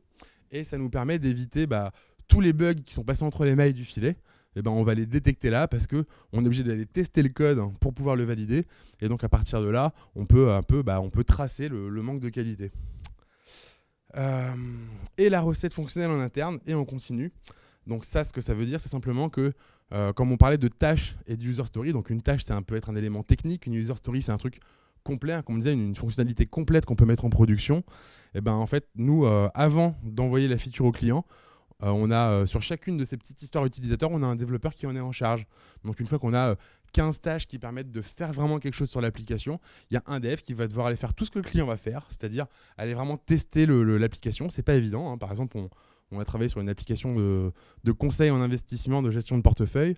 Bah, faire les tests, c'est pas évident. Comprendre ce que c'est la gestion d'actifs, les portefeuilles, etc., les indices de référence. Il faut rentrer dans le métier. Et donc, on va vraiment tester fonctionnellement le système avant de le montrer au client pour une fois être encore plus certain que quand le client va arriver, il aura un vrai effet waouh, ça marche, c'est super, ils ont rempli leurs promesses. J'adore ces petits gars. Voilà l'idée. Je vais passer la parole à Raph sur l'agilité et le forfait. Bon, bah c'est à moi de travailler maintenant. Alors, donc on a parlé de forfait tout à l'heure. Pourquoi on parle de deux cultures antinomiques entre le forfait et l'agilité selon vous? Vous voyez ce qu'est le forfait? Vous avez peut-être un élément de réponse? Parce que le forfait, c'est censé comprendre un cahier des charges fixe, etc. Alors que l'agilité, ça va être plus flexible. Oui, voilà, entre autres. Voilà, tu as vraiment le début de la bonne réponse. Donc ça, c'est nickel. Donc en fait, déjà, juste pour rappeler, l'engagement de moyens, la régie de l'assistance technique, comme le disait Gaël, il m'a un petit peu coupé l'herbe sous le pied, c'est justement la mise à disposition d'une ressource, d'une personne, d'une compétence que le client va payer. Et si jamais il y a un dépassement de délai, le client va continuer à payer. Donc le risque n'est absolument pas porté par Exia ou par Kilix, par l'agence, mais par le client. A l'inverse, le forfait, quand on dépasse, on paye. Et en général, on paye cher parce qu'on paye les salaires en plus, le matériel, mais en plus, on prend des pénalités de retard. Donc, c'est triple cloquette pour nous. Donc, on prend relativement cher dans ces moments-là.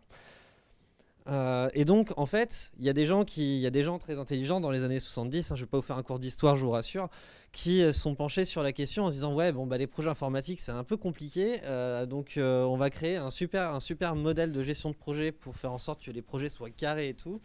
Et donc, ils ont créé une méthode qui s'appelle, je ne sais pas si ça vous dit quelque chose, la bonne vieille méthode bien costaud. Yes, c'est ça. Le cycle en V. Vous voyez ce super schéma donc, qui forme un V. La base du cycle en V, en fait, quelle est l'information essentielle dedans, c'est que l'étape B ne peut commencer que quand l'étape A est finie, rigoureusement validée, avec un livrable, etc. On prend, je sais pas moi, prenez rue du Commerce. Donc tout le monde connaît rue du Commerce, ça va? Imaginez que c'est rue du commerce, c'est quand même un gros projet, donc la personne qui va être en charge du cahier d'écrire l'expression de besoin, ça va peut-être lui prendre un mois. Et donc si on part sur un projet d'1 an, il va y avoir une analyse des besoins pendant un mois. Une fois qu'elle est finie, à ce moment-là, il y a un autre mec qui arrive et qui va commencer à écrire les premières specs. Ça prend 2 mois, parce que des specs c'est long, en plus c'est chiant. Ensuite, il y a un super archi qui va mettre des carrés et des flèches partout, comme Gaël l'a très bien fait sur ses slides. Donc pour faire une conception générale, puis une conception détaillée, ça prend 3 mois. Et ensuite, on commence à développer. Concrètement, c'est-à-dire qu'on a commencé à développer à peu près à 50% du temps de projet. C'est long. Et si, parce qu'évidemment, quand on fait un site e-commerce, par exemple, je pense que c'est un bon exemple pour ça, les usages des gens évoluent, et ça se trouve, 6 mois après l'expression de besoin, la personne qui a fait l'expression de besoin a une nouvelle idée. Pouf, ça y est, ça vient, c'est normal. On avance, le besoin il évolue et tout. Et donc, on est obligé de revenir à l'étape de l'analyse des besoins et refaire tout le cycle. Donc voilà, c'est long et ça coûte beaucoup d'argent. Donc en gros, la courbe de valeur du cycle en V, justement, c'est ça. C'est cette fameuse courbe qui ne va pas monter. Donc quand on parle de valeur, c'est les fonctionnalités qui sont développées. Donc c'est-à-dire pendant la phase de conception et de documentation, on n'a quasiment pas de valeur. On est à peu près, alors je suis désolé, je suis pas trop à l'échelle, mais on est à peu près à 50% du temps de projet à la fin de la doc. On a quoi ? On a 0 fonctionnalité. Par contre, on a un cahier des charges, des specs avec du super titre sur Word, des trucs jolis, des carrés avec des flèches dessus pour faire un schéma d'archi. Et c'est tout ce qu'on a. Mais on a dépensé la moitié du budget. Voilà. Sur un projet d'1 million d'euros, on est déjà à 500 000 euros de dépensés. Là, on fait intervenir les développeurs et donc la courbe commence à grimper à ce moment-là. Je passe aussi la phase de test, mais voilà, on va utiliser que 50% du temps de projet, dans le meilleur des cas, pour se mettre à développer. La courbe de risque, le risque, c'est quel est le risque que vous n'ayez absolument rien en tant que client si jamais le projet s'arrête brusquement. Le risque est total, justement, jusqu'à la fin de la phase de documentation. Et quand on commence à développer, la courbe de risque diminue. Il s'avère aussi qu'elle met du temps à diminuer. Vous voyez, il y a une petite inertie, ça descend vraiment à la fin. Parce que, en général, quand on code en cycle en V, on fait tout d'un coup. On n'essaye pas de faire des petits éléments les uns après les autres, comme le disait Gaël, avec de l'intégration continue. Donc si le projet s'arrête à ce moment-là, donc il y a des fonctionnalités qui sont développées mais qui ne sont pas encore utilisables. Vous connaissez ces deux mondes ? L'AMOA et l'AMOE ? C'est un problème. Il y en a qui ont fait des stages ici ? Ok, vous n'êtes pas encore nombreux. Vous verrez ça probablement en général, donc je vais faire la comparaison avec le bâtiment. La MOA, c'est la maîtrise d'ouvrage. Donc ce sont les chefs de chantier, les architectes, en général les boss aussi. Et la MOE, ce sont les petites mains, les ouvriers. Donc ce sont les gens qui mettent les mains dans le cambouis et qui vont donc construire le bâtiment. Et dans le monde informatique, ces deux mondes existent. Il y a la MOA, donc les chefs de projet, les directeurs de projet, les analystes, les trucs, les machins. Ceux qui interviennent notamment sur la partie gauche du cycle en V. Et la MOE, donc ce sont les courageux développeurs qui mettent les mains dans le cambouis et donc qui se mettent à développer à peu près à 50% du temps de projet. Si vous n'avez pas encore travaillé dans ce milieu-là, vous avez peut-être déjà entendu parler de ce monde-là. Est-ce que en général les développeurs aiment les chefs de projet ? Non, ils ne s'aiment pas. Et est-ce que les chefs de projet aiment les développeurs ? Non plus. Pourquoi ? Parce qu'en général, le MOA, c'est quelqu'un qui vient du market. Donc c'est par exemple le chef de projet ou le directeur de projet ou celui qui a les idées, qui va les lancer pour son produit.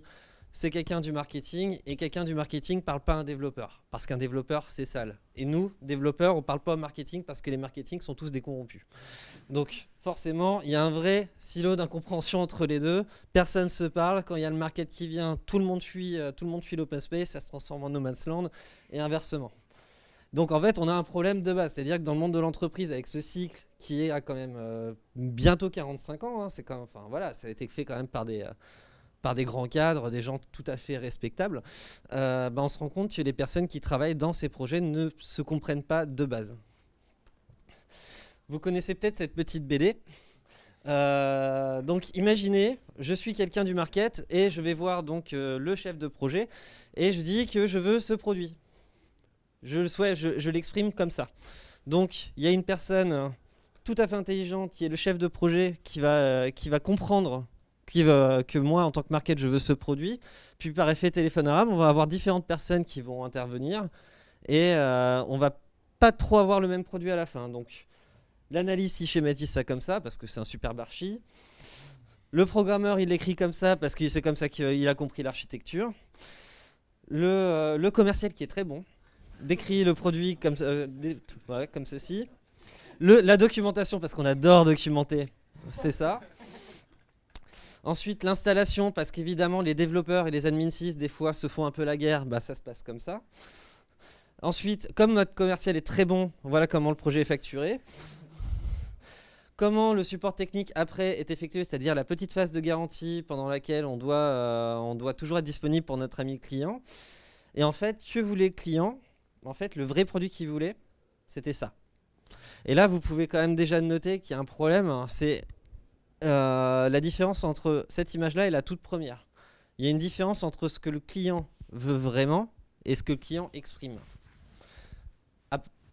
En partant juste de ce constat-là, on sait très bien qu'on va dans le mur avec les méthodes traditionnelles. Donc, je ne veux pas, à chaque fois, j'essaie de me dire que je ne dois pas trop troller les méthodes traditionnelles, mais bon, c'est comme si on doit parler de Java quand on fait du PHP, et bon, je me tais. Donc, pour ça, il y a d'autres personnes très sérieuses et que je respecte d'autant plus qui sont réunies, notamment ceux qui ont créé l'extreme programming, le père de Wikipédia aussi derrière, des personnes qui ont créé le framework Scrum, je vais y revenir juste après, qui en 2001 se sont réunis et ont créé le manifeste agile. Le manifeste agile, ce sont 4 valeurs et 12 principes. Notamment avec 4 valeurs qui ne veulent pas dire qu'on va exclure ce qui est en rouge. Donc par exemple, la première valeur, c'est de privilégier les interactions et les individus, les humains, plutôt que les process et les outils. Par exemple, lorsqu'on va communiquer, on adore dans les entreprises s'envoyer des mails. Ça, on adore faire ça. Nous, ce qu'on va préférer faire, c'est travailler tous ensemble dans le même open space et aller voir les gens physiquement pour communiquer avec eux. Parce que la communication en face à face est plus efficace qu'un mail. Après, je ne vais pas passer sur toutes les valeurs en détail, mais on va évidemment se dire qu'un logiciel opérationnel, c'est plus important qu'une doc. Quand on finit un projet, quand à 50% du temps de projet, le projet s'interrompt brusquement, ça peut arriver, une coupe budgétaire, bon, au moins on a des fonctionnalités qui sont utilisables, de par le fait qu'on va développer tout de suite, de par l'intégration continue qu'a présenté Gaël, on va avoir des choses qui sont en production, qui sont utilisables et surtout qui ont beaucoup de valeur. Après, il y en a d'autres comme la collaboration plutôt que la négociation, c'est-à-dire le fait de travailler en bonne intelligence avec les gens plutôt que de se cacher derrière un contrat. Et l'adaptation au changement plutôt que le suivi d'un plan. Si un jour vous êtes dans une entreprise qui fait un planning à J plus 1 an et qui pense que le plan sera tenu, je pense que vous pourrez rigoler. Enfin, intérieurement, parce que je pense que le chef de projet le vivra mal. Mais après, 1 an après, vous pourrez faire le constat et vous serez probablement à 20% du projet, ce qui est normal. Donc le forfait classique, en fait, ça fonctionne comme ça. En fait, il y a des constantes et des variables. Ce qui est constant, c'est notamment la notion de périmètre. Le périmètre, ce sont les fonctionnalités qui sont développées. Ce qui peut être variable, ce sont les coûts et les délais. Mais donc, si on rallonge les coûts, on va rallonger. Enfin, si on rallonge les délais, on va naturellement rallonger les coûts. En fait, nous, on va complètement inverser la pyramide. Si on a une approche qu'on appelle agile ou notamment avec l'application du framework Scrum, on va maintenir fixe les délais et les coûts, c'est-à-dire par exemple projet de 3 mois à 100 000 €, mais par contre ce sont les fonctionnalités qui peuvent changer. Donc ce qui est variable en termes de périmètre, comment on le matérialise, c'est relativement simple. Vous imaginez un caddie, vous êtes à Auchan, vous avez un billet de 100 €, vous avez juste ce billet de 100 € et votre caddie, donc vous remplissez votre caddie à hauteur de 100 €, vous arrivez à la caisse et là vous voyez la boîte de Tic Tac ou de Kinder Bueno, enfin on va plutôt parler de Kinder Bueno, c'est mieux. Et donc le problème c'est que vous avez plus assez d'argent pour pouvoir prendre ce Kinder Bueno. Parce que vous faites simplement, c'est que vous enlevez un article qui n'a pas d'importance pour vous, qui a moins d'importance pour vous de votre caddie, pour pouvoir mettre le Kinder Bueno dans le caddie. Ben, on va faire exactement pareil avec les fonctionnalités d'un projet. Le rythme de travail. Selon vous, ça se passe comment si l'on veut le rythme de travail? Pour les développeurs. Pas mal. Donc, parlons des 6 mois à dormir. Pendant la conception et la documentation, il s'avère que ce ne sont pas toujours les mêmes types de profils qui travaillent sur ces aspects-là. En général, on va pas demander aux développeurs de faire la spécification fonctionnelle, on va plutôt demander à quelqu'un d'autre. Donc pendant ce temps-là, le développeur, c'est pas qu'il se paluche, mais pas loin. Et oui, non, il fait de la veille, pardon, excusez-moi. Et en fait, lorsqu'on arrive à 50% du temps de projet, on se dit, hé les gars, il nous reste 3 mois pour faire 6 mois de projet. Donc à cet instant-là, là, ça commence à devenir un peu compliqué. Donc il y a un peu de stress. Et comme vous avez surperformé parce que vous êtes des cadors, il vous reste quand même un peu de temps pour la recette. Mais bon, il vous reste 3 jours pour faire la recette d'un projet d'1 an. La phase de recette, quand on l'a fait, en général, c'est la grosse panique. C'est là que les vraies nuits blanches commencent, que vous perdez vos amis. Si vous avez des compagnons, des compagnes, vous perdez vos parents. Enfin voilà. Ça arrive, je suis désolé. Et donc le rythme de travail, c'est souvent comme ça. Donc c'est vraiment en dents de scie. Le but de l'agilité, en fait, c'est d'avoir un rythme soutenu, c'est-à-dire régulier, mais surtout soutenable. Donc ce sont les petites vagues bleues. Donc je vous montrerai pourquoi ça. Il faut bien sûr que ça monte de temps en temps. C'est parce qu'en fait, en agilité, comme l'avait dit Gaël, toutes les semaines ou toutes les 2 semaines, on va faire des démonstrations devant les clients. Quand on est développeur, notamment au début, quand on ne connaît pas trop l'agilité, qu'on n'a pas l'habitude de le pratiquer, on prend les démos un peu comme des soutenances. Donc il y a toujours un petit peu de stress qui monte avant les démos. Mais ça reste quand même tout à fait acceptable. Donc comment on va concilier les 2 approches? En fait, on va changer plusieurs paradigmes. Vous savez ce que c'est un paradigme ou pas? Ça vous parle le paradigme du singe? Alors, je vous raconte la petite histoire, j'essaie de la faire en 2 minutes. Alors, c'est une équipe de scientifiques tout à fait sérieux qui voulait faire une expérimentation sur ce que c'était un paradigme dans une entreprise. Et pour ça, dans une entreprise traditionnelle. Donc pour ça, ils ont pris des singes, non pas pour les comparer à nos dirigeants d'aujourd'hui, j'irai pas jusque-là, mais ils ont pris 5 singes qu'ils ont mis dans une cage. Dans cette cage, il y avait un escabeau, un régime de banane tout en haut de l'escabeau, et une douche froide qui se déclenchait si jamais un singe posait le pied sur l'escabeau. Alors que font les singes? Évidemment, ils connaissent pas le système, donc ils débarquent dans la cage. Le premier singe, il voit le régime de banane, il fait un régime de banane. Il commence à arriver, il pose le pied sur l'escabeau, et là, il y a la douche froide qui s'active dans toute la cage. Les singes sont complètement traumatisés, ils sont complètement gelés. Voilà, ils ont pris une douche froide. Donc évidemment, le régime de banane n'a pas été touché. Le deuxième singe, il comprend pas, il se dit je vais quand même me prendre le régime de banane. Donc pareil, il arrive, il monte, la douche froide se déclenche, tous les singes sont encore traumatisés. Le troisième le fait, le quatrième le fait, le cinquième le fait. Les scientifiques attendent un petit peu et là ils se rendent compte que les singes sont chacun dans leur coin, complètement perdus, complètement traumatisés. Et donc ils décident d'enlever un des singes. Donc ils enlèvent le premier et ils en mettent un nouveau. Donc le nouveau singe, il est là, il regarde le régime de banane, il dit cool un régime de banane. Il avance. Il n'a pas le temps de poser le pied sur l'escabeau, qu'il y a les 4 autres singes qui arrivent et qui vont lui péter la gueule. Alors le singe qui s'est fait péter la gueule, il est complètement traumatisé. Donc pareil, il est dans son coin, mais lui, il n'a pas été mouillé, mais il est quand même traumatisé. Donc ils enlèvent un deuxième singe, ils en remettent un nouveau, pareil, il arrive, il se fait péter la gueule, etc. etc. Ils continuent l'expérience jusqu'à remplacer tous les singes, et là, donc les 5 singes qui sont dans la cage sont ceux qui se sont fait juste péter la gueule, ils n'ont jamais pris de douche froide. Ils refont une dernière fois l'expérience, et j'arrive à la fin, qui est donc ils mettent la 3e génération de singes. Le singe, il regarde le régime de banane, et à peine son regard se pose sur le régime de banane qui se fait casser la gueule par tout le monde. Et voilà, et là ça s'appelle le paradigme du singe. Si les singes avaient la parole, il y avait celui qui se répétait la gueule, il disait mais pourquoi vous faites ça? Et les singes auraient dit parce que c'est comme ça. Ça a toujours été comme ça. Et c'est ce qu'on rencontre souvent dans les entreprises. Vous connaissez ah non mais si vous avez une super idée pour révolutionner l'entreprise, vous allez voir votre chef, il vous dira ah non mais c'est politique. Non, on fait pas de changement, ça a toujours été comme ça. On perd de l'argent? Ouais non mais ça a toujours été comme ça. Enfin voilà. Les gens ne sont pas chauds pour faire de l'innovation. C'est ce qui arrive souvent, et c'est ce qui arrive souvent aussi dans le modèle traditionnel, parce que le modèle traditionnel, le cycle en V, c'est vraiment un modèle très hiérarchique, très politique, avec la lutte des pouvoirs, etc. Donc on va changer plusieurs paradigmes, on va en changer 5 qui sont assez solides dans le monde de l'entreprise aujourd'hui. La collaboration avec les clients. Nous, c'est comme le market et les développeurs. Quand le market arrive, les développeurs fuient et inversement. Là, quand le client va arriver, nous, on va collaborer avec lui et on va apprécier la collaboration avec lui plutôt que la subir. Ça impose aussi de changer certaines règles du jeu dans notre façon de traiter la relation client. Mais de base, on refusera de fuir le client et on va tout faire pour travailler en bonne intelligence avec lui. Ouais. C'est-à-dire, on va pratiquement changer les règles du jeu.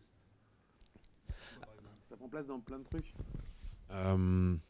Par exemple, sur un cycle en V, tu vas avoir ton client au moment du cadrage au départ hein, et à la livraison, à la fin. Nous, les clients, on va les voir toutes les semaines pour leur faire des démonstrations. Une autre grosse différence, ça va être que pour nous, le client fait partie de l'équipe. C'est-à-dire que dans une équipe projet, il y a un poste, un rôle qui s'appelle Product Owner. Ce Product Owner, ça doit être quelqu'un qui a pouvoir de décision séance tenante chez le client et il fait partie de l'équipe full-time. C'est-à-dire que là, si on a un projet, par exemple, avec 10 personnes, il y a un bureau dans notre agence pour quelqu'un qui fait partie du client et qui peut prendre des décisions. Donc, on est vraiment dans la collaboration. Et en plus, ça crée même du lien humain qui fait qu'en fait, on n'arrive jamais au stade du « Ah ouais, non, mais c'était comme ça dans le contrat ». Parce que tout le monde est conscient des contraintes qu'on a vécues pendant le projet et des directions qui ont été prises, quoi. Ensuite, au niveau de l'équipe, quand je parle de l'équipe, je parle de l'équipe de développeurs. Alors, si on prend l'ancienne équipe, c'est le chef de projet technique, chef de projet fonctionnel ou technico-fonctionnel quand il maîtrise les deux ou pas. Les développeurs, les architectes, etc. Là, c'est une équipe responsabilisée plutôt qu'une équipe qu'on dirige. Exemple, Gaël et moi, on est cofondateurs de Killix. Il y a 30 personnes dans l'agence. On n'est pas le chef des personnes qui travaillent avec nous. Éventuellement, on est leur coach. Et éventuellement, on va vraiment insister sur l'aspect coaching, c'est-à-dire qu'on va vraiment les former, être comme des mentors, si on veut, mais on ne va pas prendre de décision pour les gens. Les équipes prennent les décisions ensemble, entre développeurs juniors, stagiaires, seniors confirmés, avec un lead développeur si de temps en temps il y a besoin de donner une direction particulière ou plutôt de montrer un des chemins qui pourrait être viable, mais sans donner la solution ultime. Voilà. Donc c'est l'équipe qui prend ses propres décisions. En termes d'humain, c'est la chose la plus difficile et c'est pour ça qu'il y a beaucoup de boîtes qui ratent leur transformation agile. Il faut savoir faire confiance plutôt qu'infantiliser. On a forcément tendance, notamment quand on traverse une petite tempête, c'est arrivé sur nos projets de traverser des tempêtes, d'avoir des moments difficiles. C'est pas parce qu'on est agile que tout est beau, tout est bisounours. Et dans ces cas-là, le premier réflexe qu'ont les managers, c'est de se remettre en mode chef et de commencer à donner des ordres parce qu'ils se disent je suis le chef, je suis le plus expérimenté, je prends le contrôle de la situation, alors qu'en fait non, il faut laisser l'équipe encore une fois faire ses propres choix et qu'elle brave la tempête. On peut être là pour les encourager, mais encore une fois on n'est pas là pour les diriger et pour ça il faut faire confiance. C'est dur de faire confiance. Vous imaginez si je vous dis vous êtes MOE, vous avez le MOA de l'autre côté, le mec du market qui vous avez toujours détesté et maintenant il faut lui faire confiance. Eh ben c'est pas facile. Hein.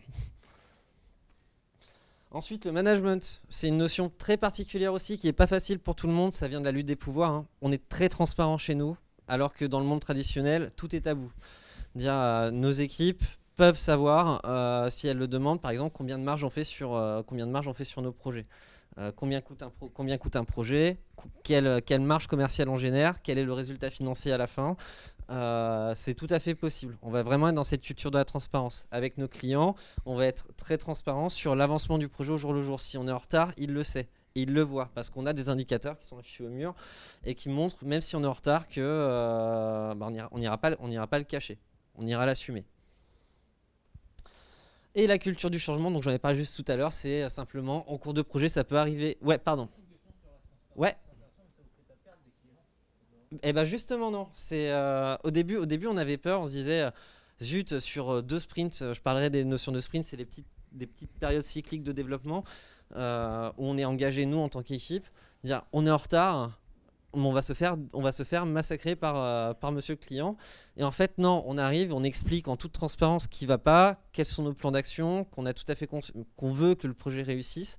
Et ils réagissent très bien par rapport à ça. En fait, on s'en est vraiment rendu compte sur le projet de la Fédération française de bridge parce que nos clients ont une moyenne d'âge naturellement beaucoup plus élevée, hein, c'est le bridge. Et en l'occurrence, la direction là-bas, le chef de projet sont des gens entre 50 et 60 ans qui sont vraiment de la vieille époque de la gestion de projet. Et on a dû des fois faire des choix difficiles hein, parce que parce que complexité technique ou erreur technique, on a même fait une énorme erreur technique, on s'est complètement trompé de système de gestion de contenu. Hein. Pour ceux qui connaissent WordPress, on avait choisi WordPress pour faire la gestion de contenu sur un de leurs sites, ce qui était stratégique pour eux. Et finalement, on s'est planté de choix. On a pris un autre choix, mais après le début du projet. Et en toute transparence, on allait voir, on dit bah voilà, on s'est planté. On est désolé. Mais par contre, on a trouvé une autre solution ou on travaille sur une autre solution. Et en fait, cette relation de confiance fait qu'ils acceptent plus facilement des changements d'orientation, autant que nous, on peut accepter plus facilement leur changement d'orientation. En fait, on rentre dans un cercle vertueux. Il ne faut pas faire de la transparence à moitié. C'est-à-dire que si on veut vraiment être transparent et on veut avoir les effets vertueux de la transparence, il faut le faire à fond. Mais c'est vrai que ça peut choquer. Je me rappelle d'une anecdote assez marrante. C'était passé il n'y a pas très longtemps. C'était il y a 4-5 mois. Donc ça fait déjà 1 an qu'on avait lancé Killix. Et en fait, c'est une fin de journée. On a fini le boulot. On commence à tous partir chez nous. Et en fait, là, il y a un commercial d'Extia qui m'arrête dans le couloir, qui fait « Mais qu'est-ce que vous faites là? Vous partez tous. Il y a tous vos documents d'avant-vente sur le bureau. Et le dernier qui reste dans l'open space, c'est le client. Vous êtes con, quoi. Genre, il va tout voir. » Je fais « Bah ouais. Enfin, c'est pas grave, en fait. D'abord, on sait qu'il va pas lire nos papiers. Puis 2, en fait, il peut aller les lire parce qu'on lui a rien caché. Et ça change totalement les choses. Alors, moi, j'ai bossé dans pas mal d'agences où j'ai fait des projets avant où tu as toujours une lutte un peu... pas une lutte, mais tu as une opposition un peu stérile. Je te donne un exemple tout bête, mais tu lances un projet de 6 mois, il y a un des développeurs qui n'avait pas prévu, il veut prendre 2 semaines de vacances. Si jamais tu as une relation très, très, très contractuelle, la réaction de ton client, ça va être « Non, mais c'est pas mon problème, moi je m'en fous, genre, c'est pas grave, il prend des vacances, vous me le remplacez, vous vous débrouillez. » Alors que si jamais tu as une relation vraiment, vraiment saine, tu dis « Bah oui, il sera pas là 2 semaines, mais ça sert à rien qu'on le remplace. De toute façon, on va pas prendre un dev pour le mettre 2 semaines dans le projet. Le temps qu'il rentre dedans, il sera déjà parti. Et puis, s'il prend 2 semaines de vacances, il sera beaucoup plus reposé. » Alors là, ça peut sembler être un petit détail, mais le fait que ton client il fasse vraiment partie de ton équipe, ça crée un lien humain. Et la transparence, c'est exactement la même chose. Où du coup, on n'est pas tout le temps en train de se dire de quelle manière il essaie de me la mettre. Hein, mais on est plutôt en train justement de se dire, genre, sûrement s'il me le dit, c'est que ça doit être dans le sens du projet, quoi. Et non, ça nous a jamais fait perdre de clients. Ou encore un autre exemple, ce que je disais pour la première vente de projet, où on nous avait dit, voilà, cette techno-là, on cherche des experts. Et nous, on a totalement assumé le truc. Nous, nous, on l'a jamais fait, mais on s'est documenté. Puis on trouve ça plutôt simple. Et en fait, on avait juste été peut-être un tout petit peu plus crédible que d'autres personnes. Et du coup, ils se sont dit, ils ont assumé qu'ils ne le connaissaient pas et pourtant, ils sont crédibles. Et en fait, à chaque fois, ça nous a servi. Mais par contre, je vais être honnête, il y a plein de moments où on a eu peur. Il y a plein de moments où on s'est dit, non, on peut pas dire ça, quoi. C'est pas possible. On peut pas dire, tiens, on vous a vendu un projet à 1 million d'euros, mais on s'est planté. Genre, on a pris une techno qui va pas tenir la route et faut qu'on change. En fait, on leur dit, là, en fait, on pensait que ça tenait la route, mais quand on rentre un peu plus dans les détails, on se rend compte que ça va pas le faire, donc il faut changer. Ça aura tel impact sur les coûts et sur les délais. Trouvons la meilleure solution ensemble et ça se passe toujours super bien. Il y a deux cas de figure et la transparence aide beaucoup pour ça. Alors, lorsqu'on s'engage sur un périmètre et qu'on n'a pas assuré nous dans notre travail, hein, c'est-à-dire qu'on l'avait bien chiffré, mais simplement les développeurs n'ont pas assez bossé ou ne sont pas assez engagés, qu'on était mal organisé. Donc moi, mon travail aussi, c'est de faire en sorte que la production soit la plus fluide possible, que les développeurs soient le plus motivés, les plus à l'aise dans leur travail pour qu'ils soient efficaces. Si je fais mal ce travail, naturellement, on risque d'avoir des dépassements de délai, mais qui sont complètement à notre charge. Par contre, deuxième cas, là on va vraiment collaborer avec le client en toute transparence, d'où l'importance de la collaboration, la responsabilisation des gens, la confiance et tout. C'est que ça peut arriver qu'on dise bah ouais mais on s'est engagé sur un périmètre qui était relativement flou lorsqu'on avait le cahier des charges. Et là on se rend compte maintenant que le besoin est beaucoup plus précis, on est à 50% du temps de projet qu'il va nous falloir 1 mois de plus. On dit mais voilà, le besoin n'était pas clairement exprimé. Et c'est justement quand on est transparent avec les gens qu'on a des réactions de nos clients qui sont beaucoup plus pragmatiques dans le sens du projet. Donc on dit ouais, mais il faut que le projet il fonctionne. Effectivement, à ce moment-là, c'était flou. Ils seront beaucoup plus ouverts justement à rallonger, à donner une rallonge pour que justement leur produit soit une réussite. C'est-à-dire que toute la démarche qu'on peut avoir, notamment l'agilité, ça tourne autour d'un produit. C'est de mobiliser les gens, non pas pour qu'ils sauvent leurs fesses, mais pour que le produit soit une réussite. Parce que comme tu dis, on se plante financièrement, mais en fait, justement, vu qu'on installe ce climat de collaboration avec nos clients, il n'y en a aucun qui se dit « Non, mais c'est votre problème, faites-le quand même ». C'est un peu comme, toi, si au restaurant, si jamais tu renvoies 3 fois ton plat à la cuisine, il va revenir la 3e fois, mais tu sais que tu auras un petit supplément. Tu vois ce que je veux dire, hein. Donc bref, c'est à force de trop embêter les gens qui bossent pour toi, ça marche pas non plus. Donc au final, l'idée, c'est de se dire que le client, si jamais il voit qu'il y a un problème et que tu lui en parles, il va pas essayer de te planter, il va essayer de trouver le meilleur compromis, tout simplement. Parce que si jamais il nous plante, son projet il est planté et il aura pas quelque chose qui marche. Voilà, donc on est toujours dans cette logique-là. Alors, on a 2 cas, encore une fois. On a le cas où le cas le plus simple en soi, qui est celui où le client est complètement hermétique à toute communication avant la réponse à l'appel d'offres. C'est-à-dire qu'on envoie une proposition basée sur notre compréhension, donc on leur explique. On a compris que vous avez besoin de telle fonctionnalité qu'on décrit, et donc ça coûtera tant, ça prendra tant de temps. Si jamais ces fonctionnalités ont changé, donc elles changent post-contrat entre guillemets, même si je j'aime pas trop parler contrat, et là on dira au bout d'un moment, bon on a fait ce constat, ça va pas le faire, maintenant que le besoin est plus précis, c'est pas ce qu'on avait exprimé à l'époque. On va avancer, mais voilà, faut qu'on trouve des solutions. Et pour le deuxième cas que j'avais en tête et que j'ai complètement oublié, tu l'as peut-être toi? Non, je vais dire un autre truc. Pour les autres cas, le truc c'est que j'ai jamais de réponse toute faite par rapport à ça parce que c'est extrêmement dépendant du client avec qui on est. On va toujours choisir le client avec qui on va. Enfin, on peut prendre le luxe de choisir les clients avec qui on travaille déjà qui ont une philosophie agile. Mais là, t'es clairement dans cette question, t'es clairement dans la zone rouge qui est entre l'agilité et le forfait. C'est ça. Et il faut réussir à s'en sortir intelligemment. Il y a plusieurs méthodes. Alors, comme disait Raphaël, t'as le cas où on a ça se fait souvent dans le cadre des appels d'offres. Il n'y a aucune possibilité d'échanger avec le client. Donc, si le cahier des charges est insensé, à certains endroits, tu peux pas avoir de détails. Ou alors, à la limite, tu as un aller-retour de questions-réponses. Tu auras de fournir une liste de questions et les réponses et les questions sont fournies à tous les gens qui postulent à l'appel d'offres. Surtout quand c'est des appels d'offres publics. Par exemple, France Télévisions, c'est extrêmement réglementé. Là, en fait, si jamais il manque des détails, on va simplement mettre un taux de risque qui va aller augmenter le risque du projet, et on l'assume d'ailleurs. Encore une fois, on va dire là, votre projet, je prends des chiffres au hasard, votre projet, on pense que nous, on peut le faire pour 100 000 euros, mais là, il y a tel élément de flou, donc nous, on va le faire pour 130 000 euros. Par contre, si en phase de cadrage, on peut aller éluder cette partie de flou, on saura où on est entre 100 et 130 000 euros. Ça, c'est le premier point. Quand tu es en cours de projet, on ne peut pas avoir ce problème, parce qu'en fait, en cours de projet, la personne qui définit le besoin, c'est le client. Et en fait, c'est ce fameux rôle, le product owner, qui fait partie de l'équipe, qui est un employé du client, ou même le client lui-même. On a un PDG d'un cabinet d'investissement qui passe au moins une journée par semaine dans nos bureaux pour accompagner le développement de sa solution. C'est lui en fait qui est responsable de définir le besoin. Donc, si le besoin est mal défini, c'est sa faute. Et ça nous est déjà arrivé. Et dans ces cas-là, encore une fois, nous aussi, on va réagir intelligemment. On va pas dire non, désolé, c'est votre faute. Vous avez mal cadré votre besoin. Tant pis pour vous. Non, on va essayer justement de transiger, de trouver des solutions.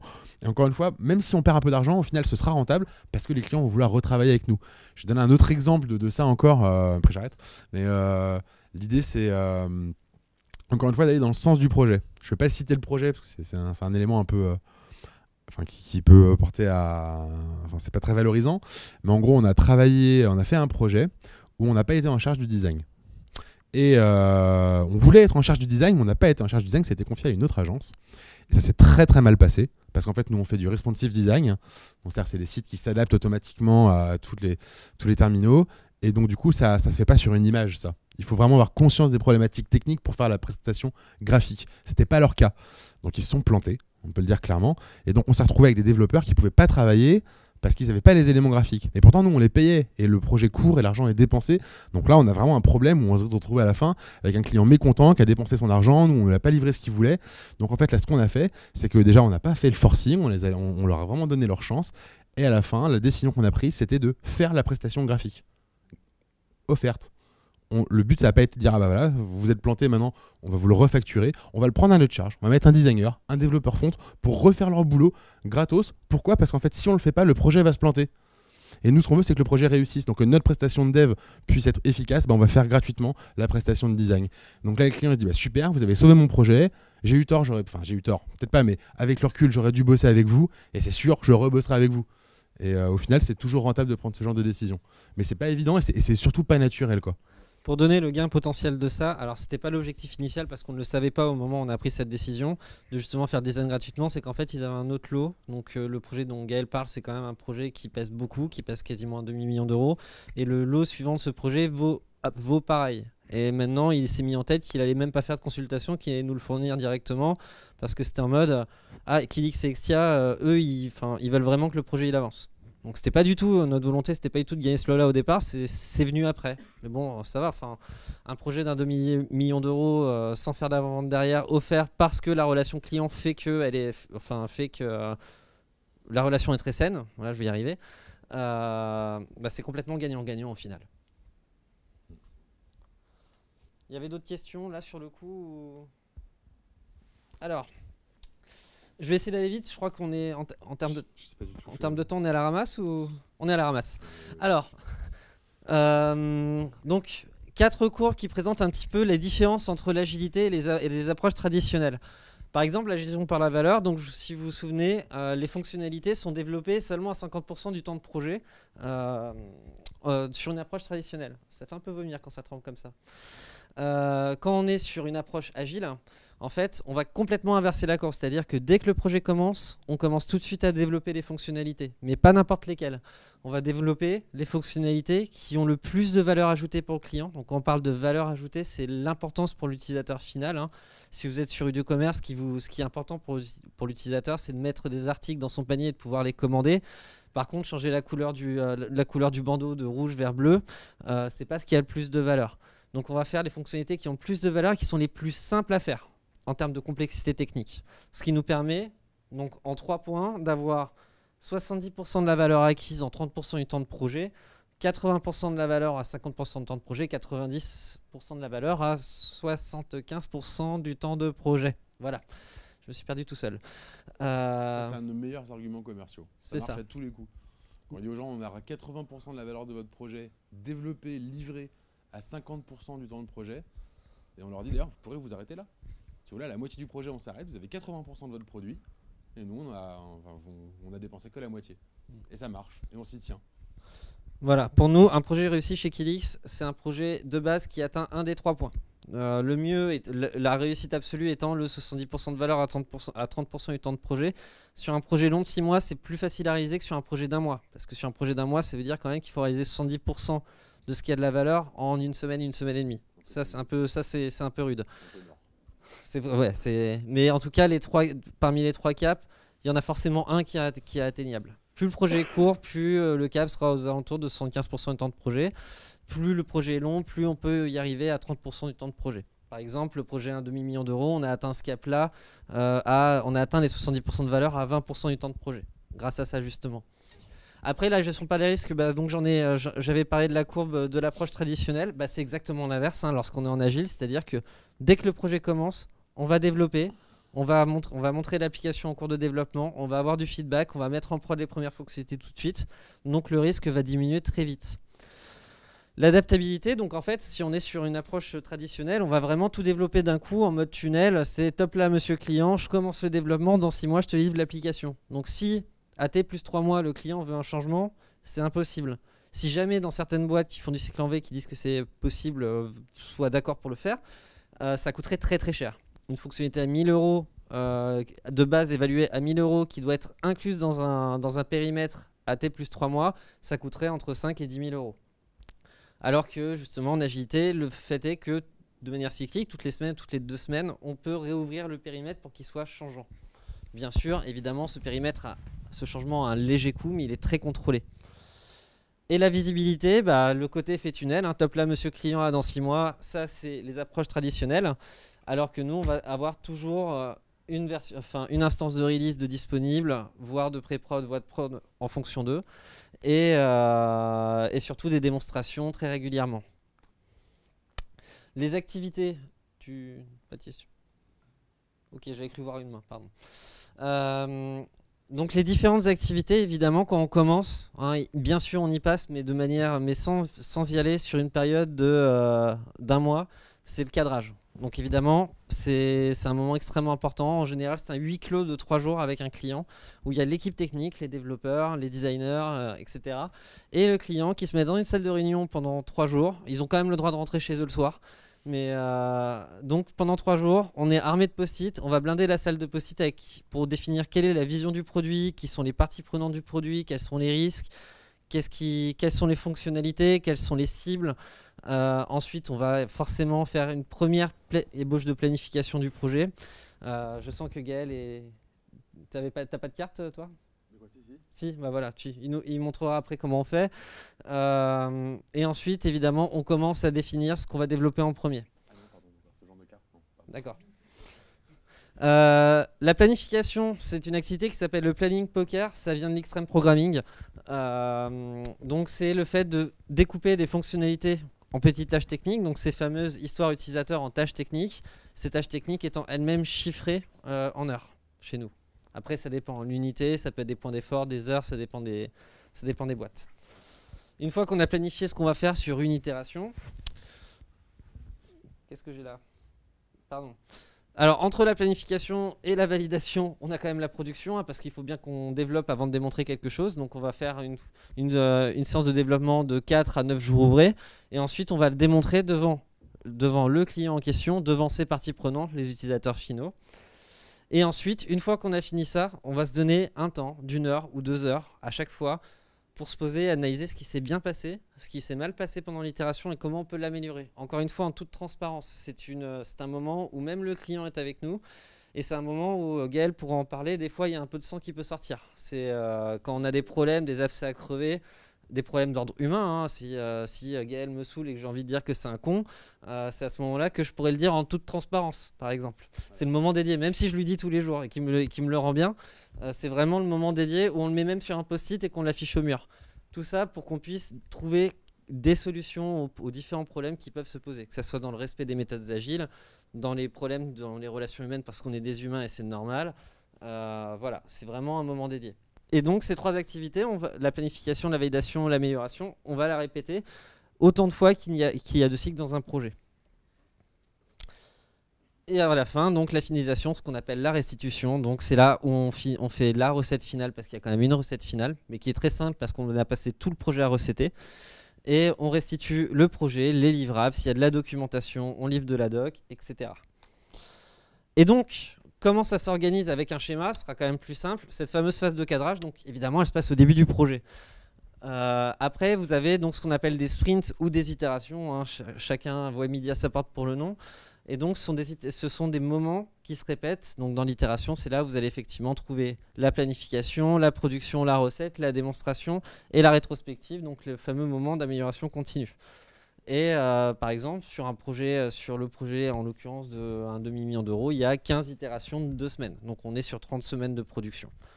Il y a d'autres petits projets sur lesquels on va faire des itérations d'1 semaine. Le but, en fait, c'est d'avoir le plus de démonstrations possible. Donc, sur un projet de 6 semaines, on va faire 6 itérations d'1 semaine plutôt que 3 itérations de 2 semaines. Je suis bon dans les comptes? Ouais. Ok. Voilà. Donc, c'est comme ça que ça se détermine. Alors ça, n'ayez pas peur.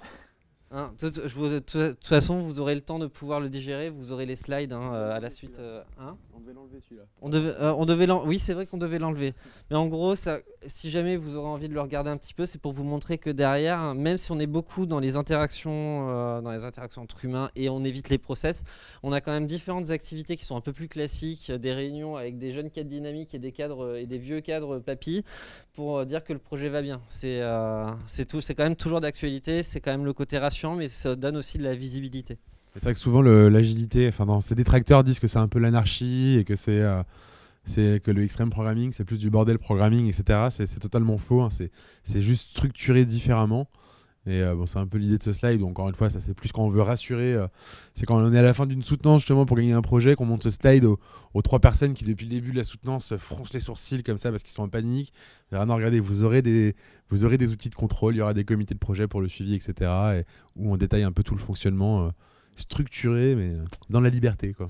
On va compter par itération. puisque c'est cyclique. Alors de base, à chaque jour de production, il y a une petite réunion matinale qui s'appelle la stand-up ou la daily scrum meeting, elle a plein de noms, mais c'est une petite réunion de 10-15 minutes durant laquelle chaque développeur va dire qu'est-ce que j'ai fait hier, qu'est-ce que je vais faire aujourd'hui et quels sont mes points de blocage. Il ne le dit pas à un responsable de projet ou quoi que ce soit, il parle à son équipe de développeurs et il va répondre à ces 3 questions. Et donc ça, c'est une réunion qui se fait tous les jours. Après, dans les autres réunions, donc tu vas avoir la réunion de planification, le fameux planning poker, la démonstration, la rétrospective. Donc ça te fait 3 réunions dans l'itération, plus les petits stand-up de 10 minutes. Ça fait plein de petites activités. Disons que sur une itération de 10 jours, tu vas avoir 9 jours de production. On va se concentrer sur la production et faire le moins de réunions possible, sauf en cas de vraiment point de blocage. Ouais, c'est sur 10 jours, tu as 1 jour et demi de réunion. Ouais, voilà, vraiment en comptant si tu rajoutes les stand-up, ouais, allez, il y a 8 jours et demi de production en mode focus et 1 jour et demi de réunion. Mais en fait, on a l'impression que ça fait beaucoup, mais c'est tout ce qui est nécessaire pour garantir la qualité du produit, la qualité des relations qu'on a aussi avec nos clients. Donc justement, avec cet aspect transparence, on va se dire les choses. Cet aspect visibilité aussi, on va faire les démonstrations. Cet aspect structure et engagement de l'équipe responsabilisée avec la planification, puisque ce sont les équipes qui chiffrent. Voilà. Mais ça a un coût, hein. C'est vrai que ça a un coût. Oui. Et un projet en agilité est plus cher qu'un projet sans agilité. Maintenant, sa force, c'est qu'il va se terminer.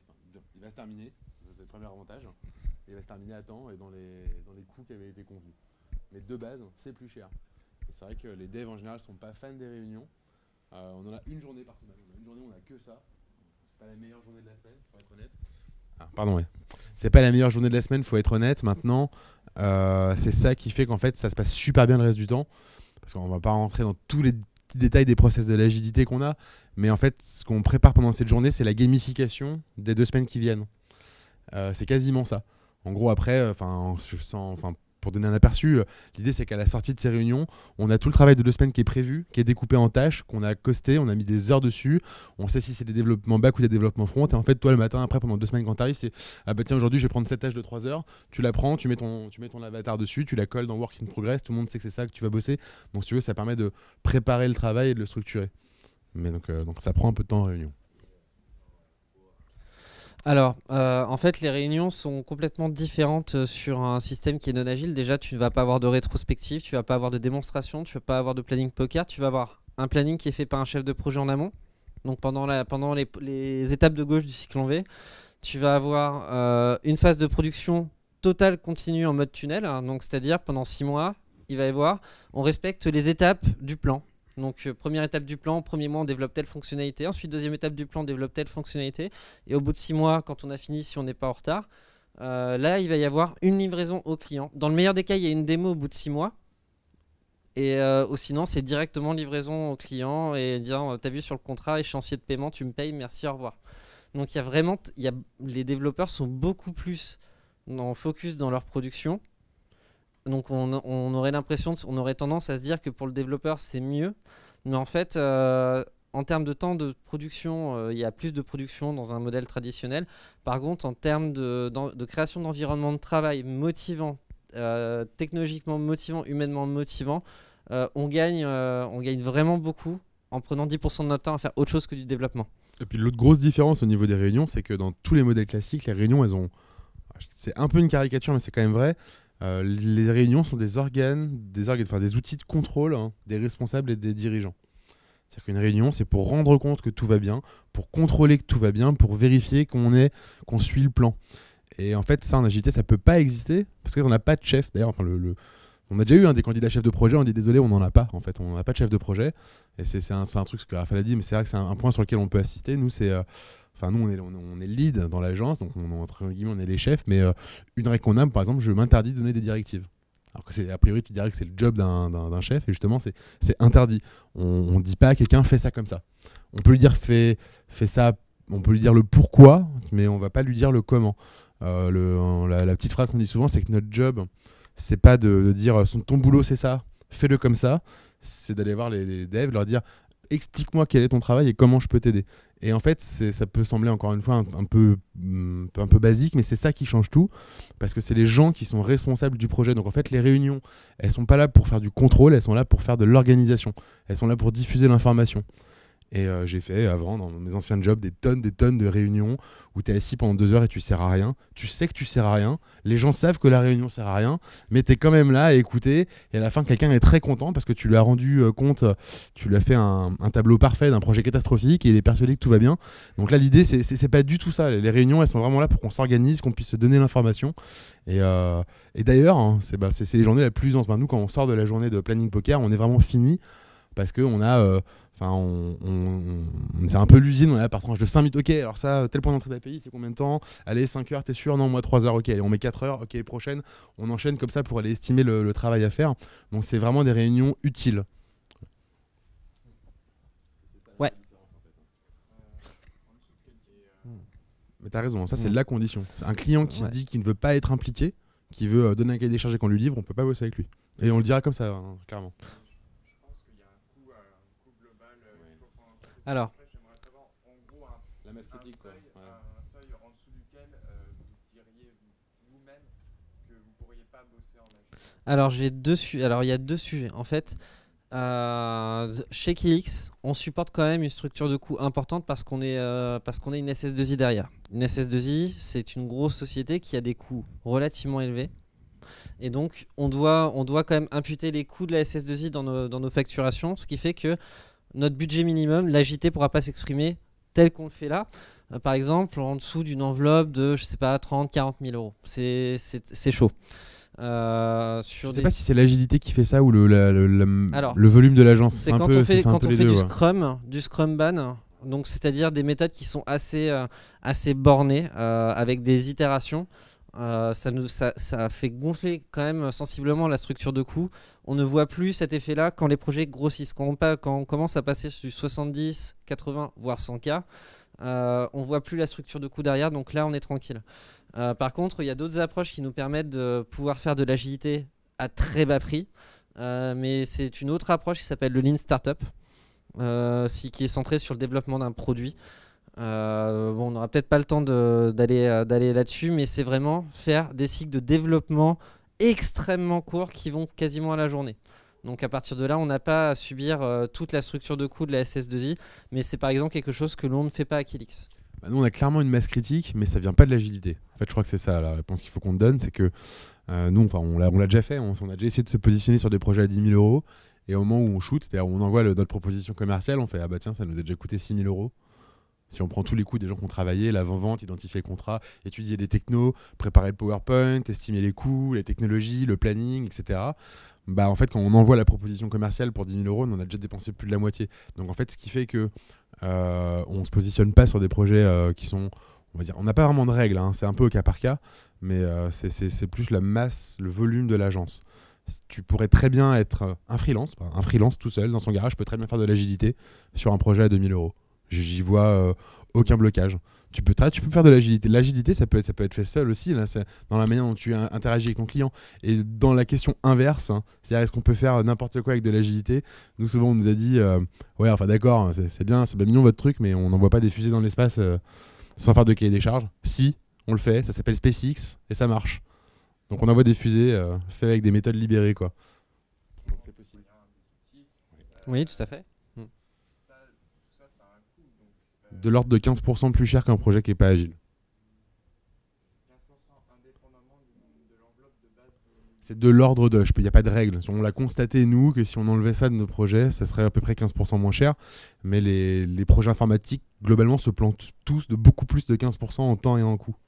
En fait, ça, si tu veux les stats, sur les approches traditionnelles, on est à peu près à 35% de réussite dans les projets. Alors quand je parle de réussite, de semi-échec ou d'échec, dans ce que je vais dire là, hein, c'est vous reprenez le triangle, le coût, les délais et le périmètre. C'est qu'il y a un projet réussi, c'est les trois éléments du triangle ont été respectés. Projet en semi-échec, c'est un des 3 éléments qui n'a pas été respecté. Projet en échec, c'est carrément le projet est parti dans le vent, il a été arrêté et tout. Et en 95, on était à 15% de projets réussis, 30% en semi-échec et le reste en échec. Ça veut dire qu'un projet et demi sur 10 ou 15 projets sur 100 réussissent. Et les gens applaudissaient pour ça. On est en 2014, 2015 maintenant, les stats datent de 2014, mais en 2014, les gens se félicitaient parce qu'il y avait 33% des projets informatiques qui réussissaient. C'est-à-dire qu'il y a 3 projets sur 10 qui réussissent. Le reste est en semi-échec ou en échec. Et on applaudit encore. C'est quand même assez problématique, quoi. Alors que sur des approches agiles, en termes de réussite, alors on n'est pas à 100%, hein, parce qu'il y a ceux qui réussissent à appliquer l'agilité, ceux qui n'y arrivent pas, mais on est aux alentours de 60% de réussite dans les projets. Et 35% de projets en semi-échec, ça veut dire qu'il y a juste un des 3 éléments du triangle qui n'ont pas été respectés, et 5% des projets en échec total. C'est-à-dire que ça devient presque, l'échec est presque devenu anecdotique. Donc oui, c'est plus cher. Et comme on parlait, 85% de prod et 15% de réunion à peu près, c'est exactement ça. C'est exactement ce que disait Gaël. Hein, c'est à peu près le différentiel de coût qu'il y a sur un projet agile ou non agile. Mais c'est le prix, et pas cher, je trouve, à payer pour avoir une bonne assurance que son projet soit livré, que le projet corresponde aux attentes des utilisateurs, parce qu'on peut être flexible, on fait de la gestion par la valeur, on a une bonne gestion par les risques. Et en même temps, ça permet aussi d'avoir des développeurs qui soient engagés, responsabilisés, en contact avec des clients et donc sur lesquels ils montent en compétences, hein, parce que savoir développer, c'est bien, savoir appréhender des problématiques métiers complexes, c'est vraiment une énorme valeur ajoutée pour vous aussi à l'avenir. Donc pour 15% de plus. Je trouve que c'est vraiment très gagnant-gagnant. Ouais.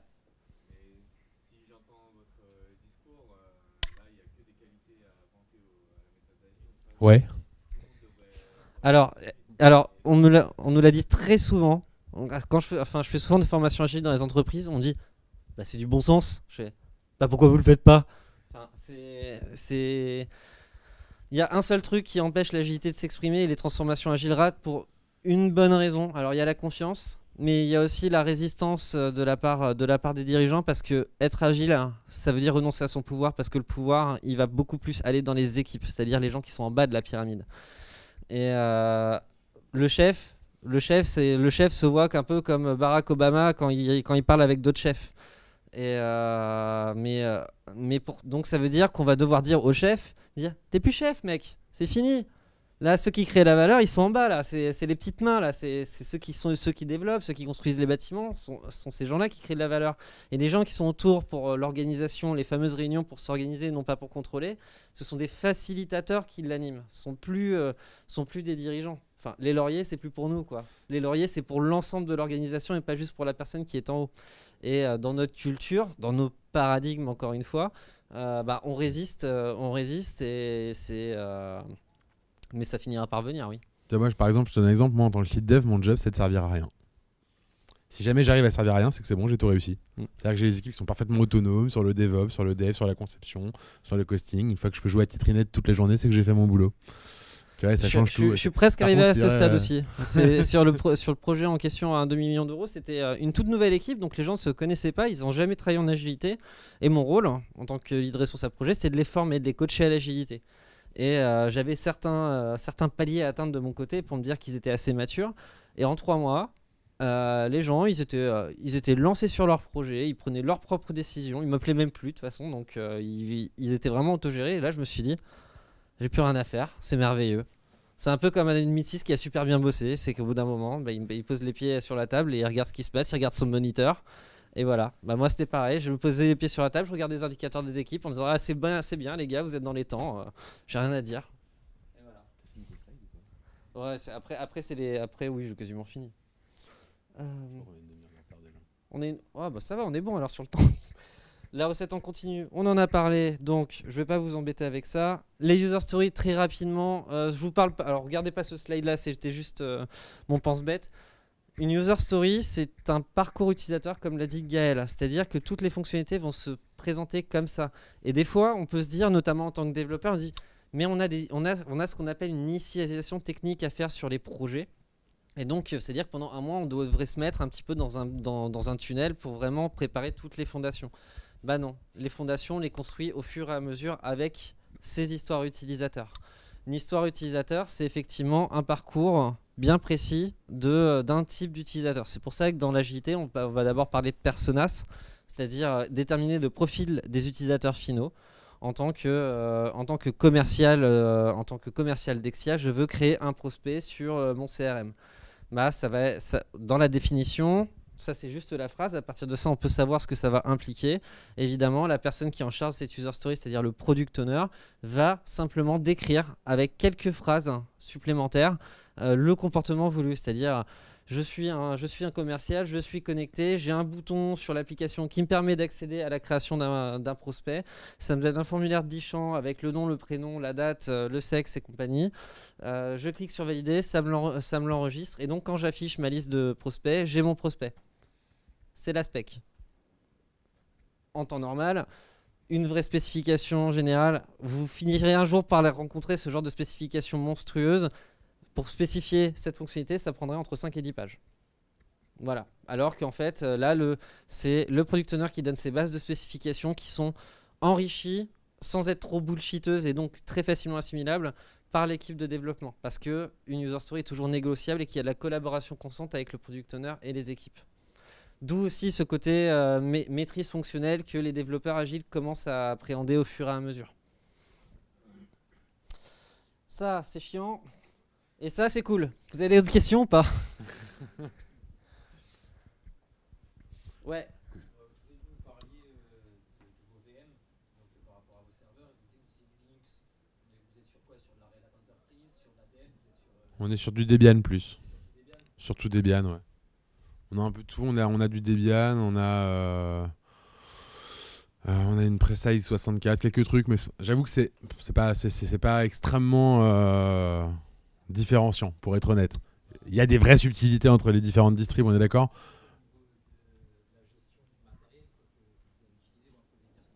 Ouais.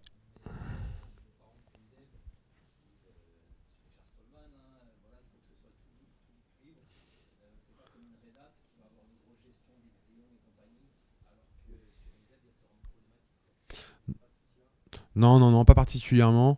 Maintenant, c'est vrai qu'en général, on est plus force de proposition. Donc, nous, on amène les Debian, mais c'est plus en effet, comme tu le dis, par esprit du libre. Et si à un moment, on tombe sur un blocage technologique donné, évidemment, on choisira la distrib la plus adaptée. Mais j'avoue qu'aujourd'hui, on n'a pas rencontré trop de problèmes. Il faut dire on travaille essentiellement sur des technos libres.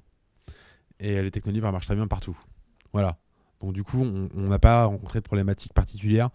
Et j'avoue que pourquoi on utilise Debian, parce que nos admins ils kiffent Debian, donc ils ont choisi Debian. Voilà, si on leur demande pourquoi, ils vont dire parce que. Et donc voilà, on est sur Debian. Oui, alors nous, un autre élément. D'abord, merci beaucoup de votre attention. C'était agréable de faire cette conf avec vous. C'était pas toujours le cas. Donc c'était très. Puis on est très content de venir ici parce que voilà, comme je l'ai dit, on se sent un peu cousin avec vous. Et nous, on cherche des stagiaires. On a été super content de bosser avec Victor, qui a fait une très très bonne pub de votre école. Donc si vous êtes tous moitié aussi bons que lui, on sera ravis de vous accueillir. Et j'ai laissé une petite pile de cartes de visite là, donc n'hésitez pas à en prendre une en partant si ça peut vous intéresser. Si jamais à un moment vous voulez simplement ne serait-ce que poser une question ou quoi, on sera ravis de vous répondre. N'hésitez pas à nous inviter sur LinkedIn, ce sera un plaisir de voir ce que vous devenez dans les années à venir. Et voilà, donc voilà, c'est un vrai plaisir de venir faire cette conf. Encore une fois, on espère en voir quelques-uns. Si ça vous intéresse, si ça vous a plu et que vous avez envie de tester ça en stage chez nous, si jamais vous voulez ne serait-ce que venir, si ça peut vous intéresser de passer nous voir pour voir comment ça se passe, pour voir un open space avec des Kanban, des post-it et des nerfs, c'est possible, donc n'hésitez pas. Et des peluches pour certains. Et des peluches. Elle s'appelle Winston. On est à Sèvres, à côté de Boulogne. C'est métro Pont de Sèvres. On est aussi mal situé que vous. C'est de bonne guerre. Mais les Grecs sont plus chers. C'est le 9-2. Donc voilà, merci à tous. Merci.